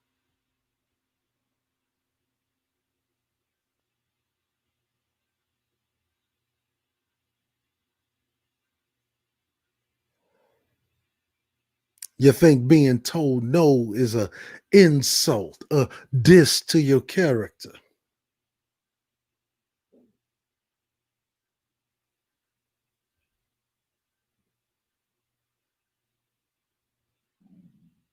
But I mean, we covered what's going on in the year 2020 and the year isn't even over yet. And we only fully really covered the first 2 months, and you've seen the tremendous amount of fuckery going on there. So when you're talking about 2020,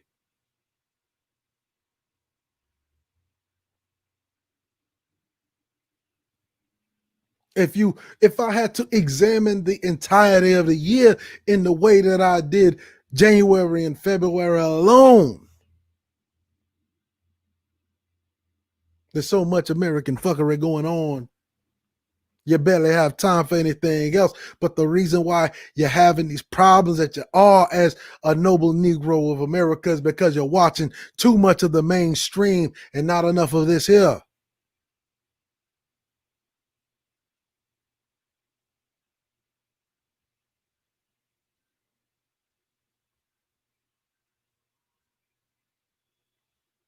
And see, this is how things really go in the black community that nobody likes to talk about.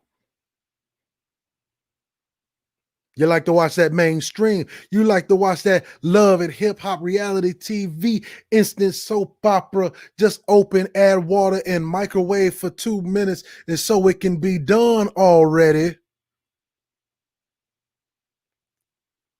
Because that's what you like, microwavable answers to everything.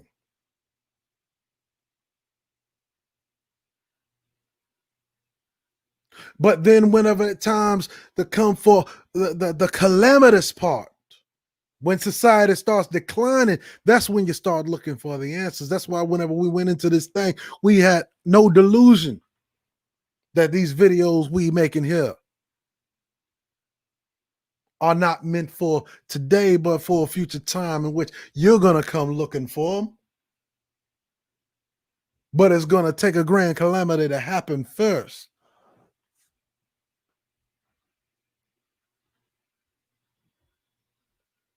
And see, the problem is that calamity ain't serious enough to where you need the Great American Trick Bag series. And apparently, you love the abuse to such extent you cannot take the injection of reverence from the Great Regime Honor Series.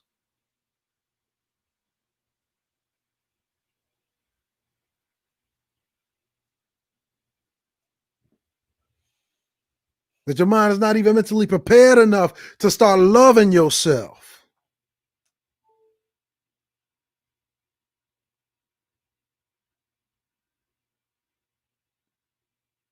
That you make such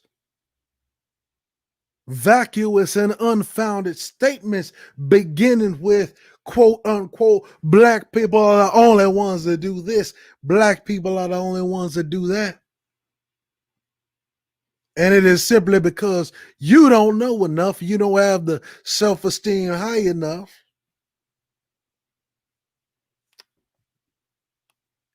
and your calamity ain't great enough. And some of you are enjoying the illusion of inclusion that comes with this false sense of capitalism in which credit is injected to give the appearance that the economy is doing better than it actually is, that you seem to think that capitalism is going to last forever, even as it's on its sharp decline. As mind you, just in January and February of 2020 alone, I have shown you that the Dow Jones and the stock market had dipped 3 or 4 times.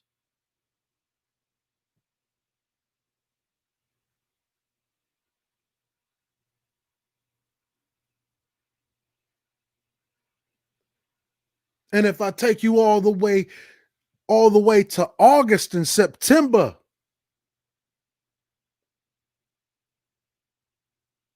just in the late third quarter of 2020, you barely see a smidgen of progress from when the last time they fell back in February. But you seem to think that this capitalism thing is forever.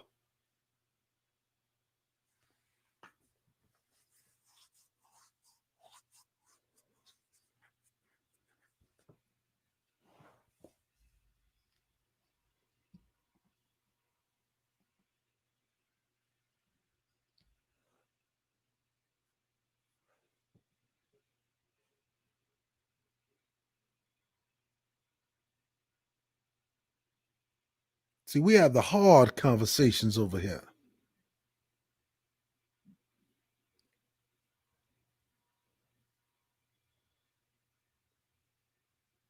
Going into 2021, there will be no more of these here kind of discussions. There's enough material right now.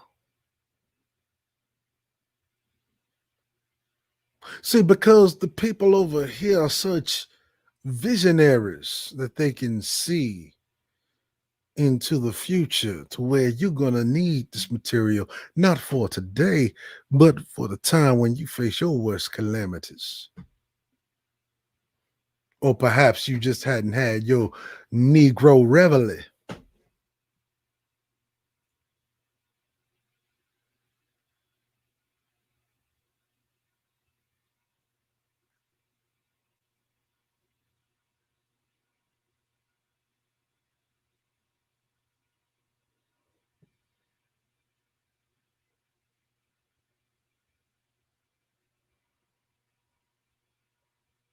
You see that?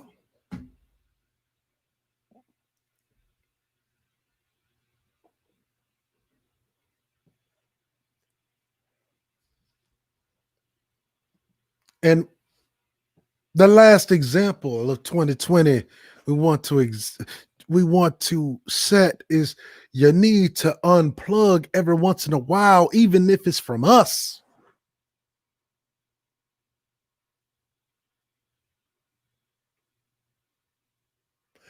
Unplug.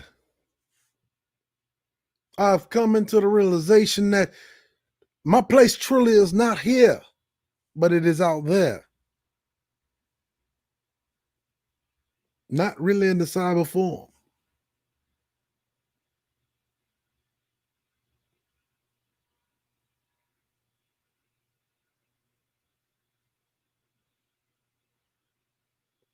See, unlike a lot of people in this space, I love to learn. Learning at times can be a very boring process. We try to make it as fun as we possibly can.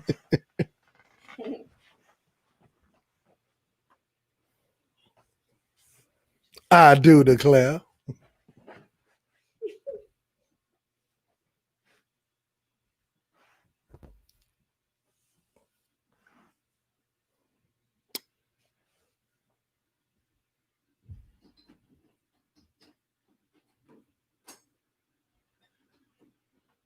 But there ain't gonna be no going back and forth with anybody.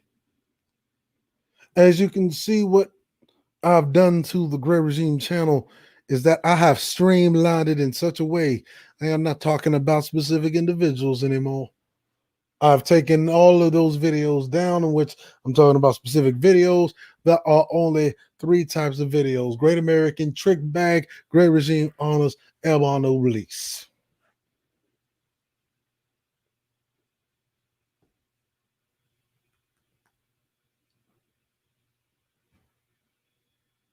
And that's the last example that this channel is going to set for the year.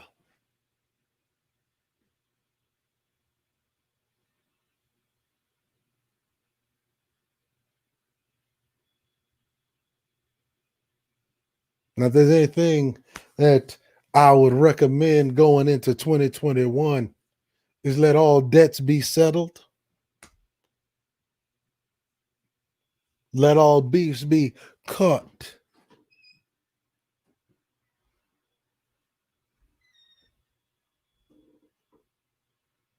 Yes, that's right. Let all beefs be cut after they've been properly cooked, well done, and seared and sliced into very thinly pieces that y'all may share amongst yourselves.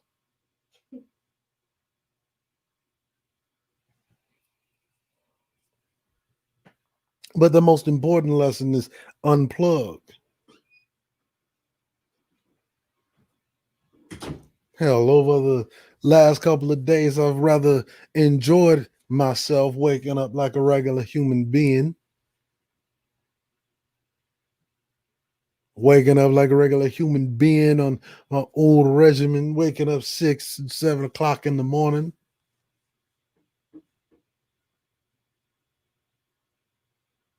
Sleep is good for a lot of things, very good for the skin, mind you.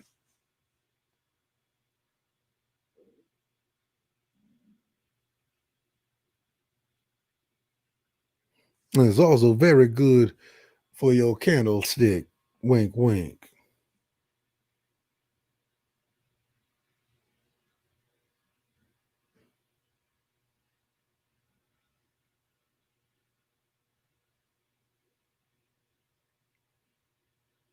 But I rather enjoyed waking up like a normal human being.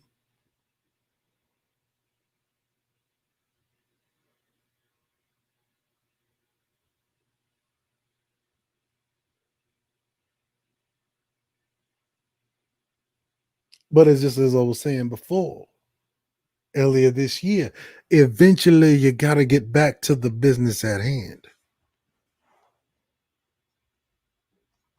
But I know why a lot of you like to keep up the fuck shit because the business is the hard part.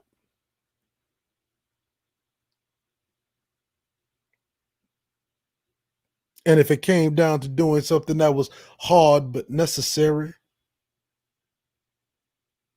or effortless and easy, we know that the human being is designed in such a way that it would normally take the path of least resistance.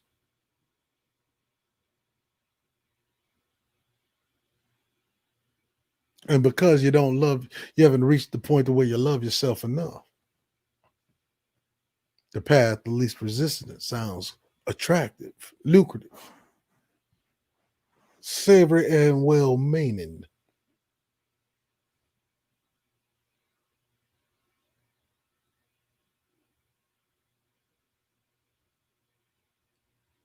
But also, the road to hell is paved with those same good, well meaning intention.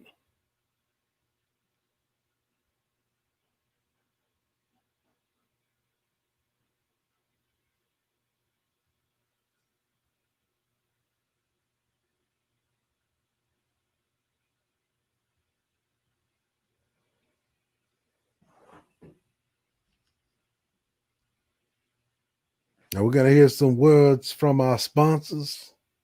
And we're going to come back for some last words. Hello, my name is DeAndre, and I am the host of the One Third Show. The One Third Show starts every Tuesday at 8:30 p.m. Eastern Standard Time and 7:30 p.m. Central Standard Time on YouTube on my channel, Just DeAndre. And remember, no one will beg you to be great. Salute to the nation. Salute to the black nobility. Abon Noblesse.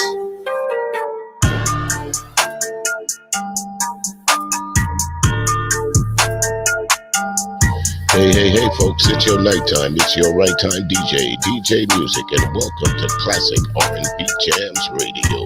24 hours a day, 7 days a week, playing all the hits from the decades, the 60s, the 70s, the 80s, the 90s, and the 2000s. Right here, Classic R&B Jams Radio. 24 hours a day, 7 days a week, soulful sound all around town.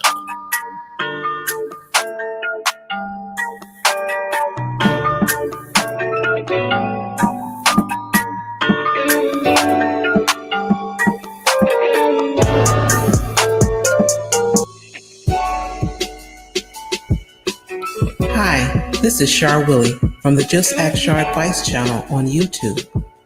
Join me and Classic Ruby every Wednesday night for an episode of Keep the Beat at 9:30 p.m. Eastern Standard Time here on Classic R&B Jams. Soulful sounds all around town.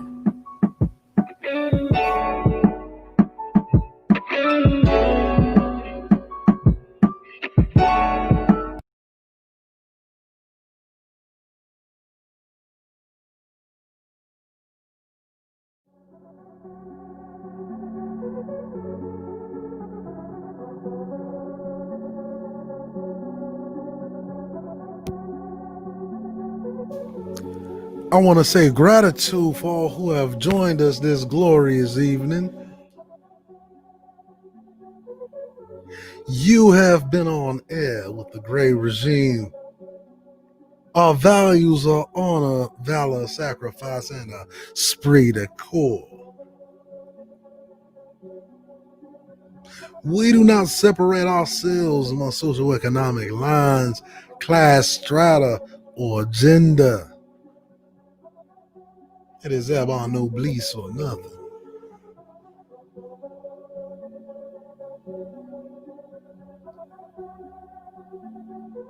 "2020 has been a tremendously trying years. Mind you, we covered a lot of fuckery. So much fuckery in the first 2 months, we couldn't even get to the other deeper stuff, such as the Breonna Taylors and the George Floyd. And the reason why is because that was too apparent, that was too easy. We don't do things because they're easy.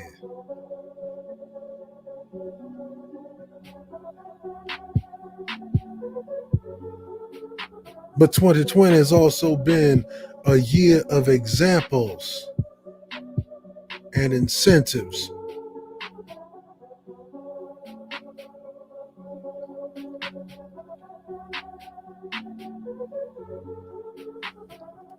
And if there's any example that you need to learn from, or that I would like for you to learn from, it'd probably be the hardest one for you to conduct.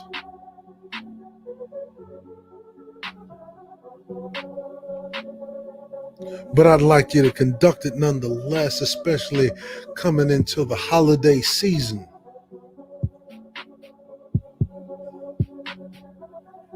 It is not even the end of the year yet, and times may be trying and hard And you may be tested even still. So remember, the year's not over, folks.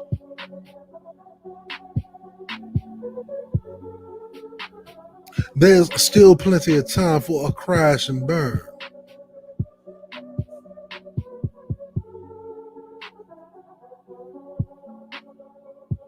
Be good to one another. Support one another. To love, be loved, and learn from one another. But most importantly, unplug and learn to connect with the folk around you. It is so easy for people to come on to these platforms and be nasty tritons of misinformation and misconduct.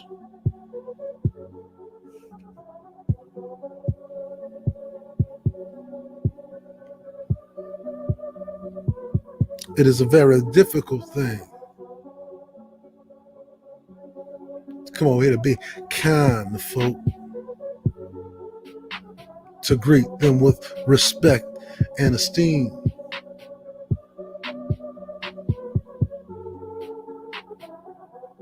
In fact, that's the other lesson about integrity and consistency. Because I've been greeting folk with esteem ever since I came to this platform more than 4 years ago. That has never changed.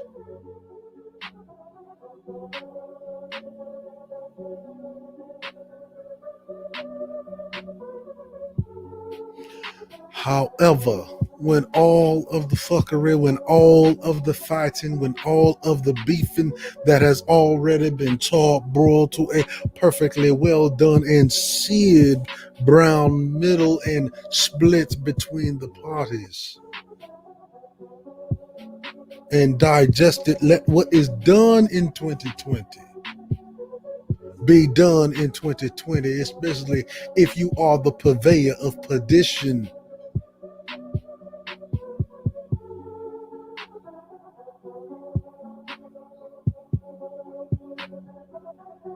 It is much easier to stand on your statements, whether those statements be disrespect or not.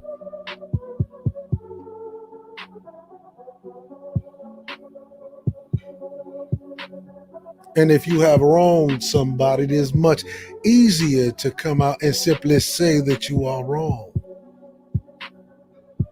Go into a conflict resolution. I didn't say that you had to like them. I didn't say that you had to love them or respect them or even kiss their behinds. Because you see, if you have wronged somebody, the conflict resolution ain't for the person you wronged, it's for you, because that still has to sit on your soul.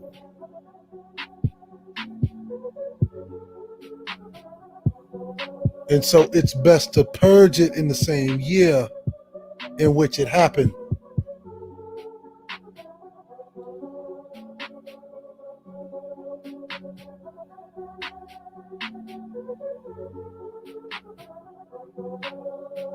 And then let what is done be done.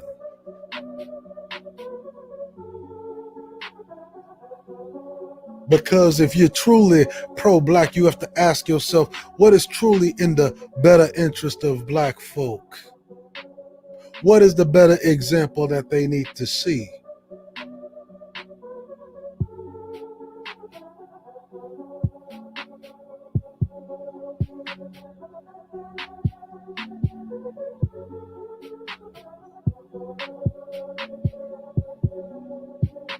See, some of you will not stand on your disrespect and deny it to the grave.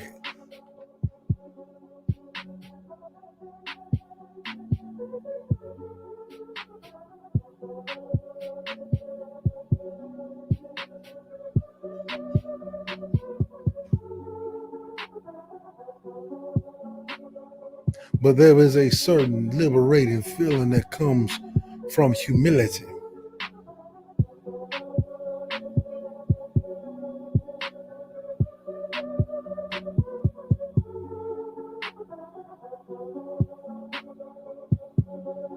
And if you're one of those that are scurrying in the shadows like the cockroaches and the creepy things,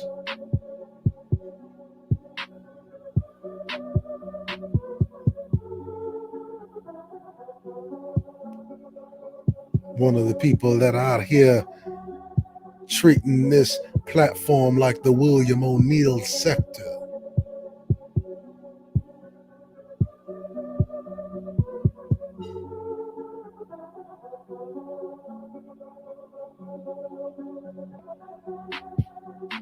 Till I'll say, then I do not want to hear the pouting, the crying, the whining, the denying. When the reaper's sickle comes a swiping.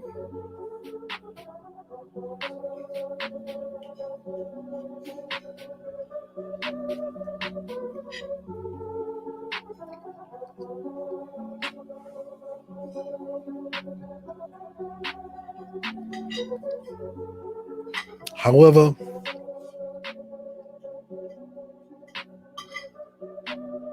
I want you to go into 2021 letting all of your debts, your grievances, your gripes, your beefs be left in 2020. Let 2021 be the age of renewal.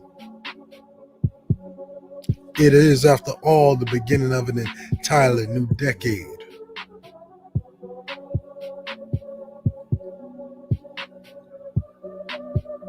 But I want to say gratitude for all who have come out. It has been an honor, a pleasure, and a privilege, I do declare, serving you once again.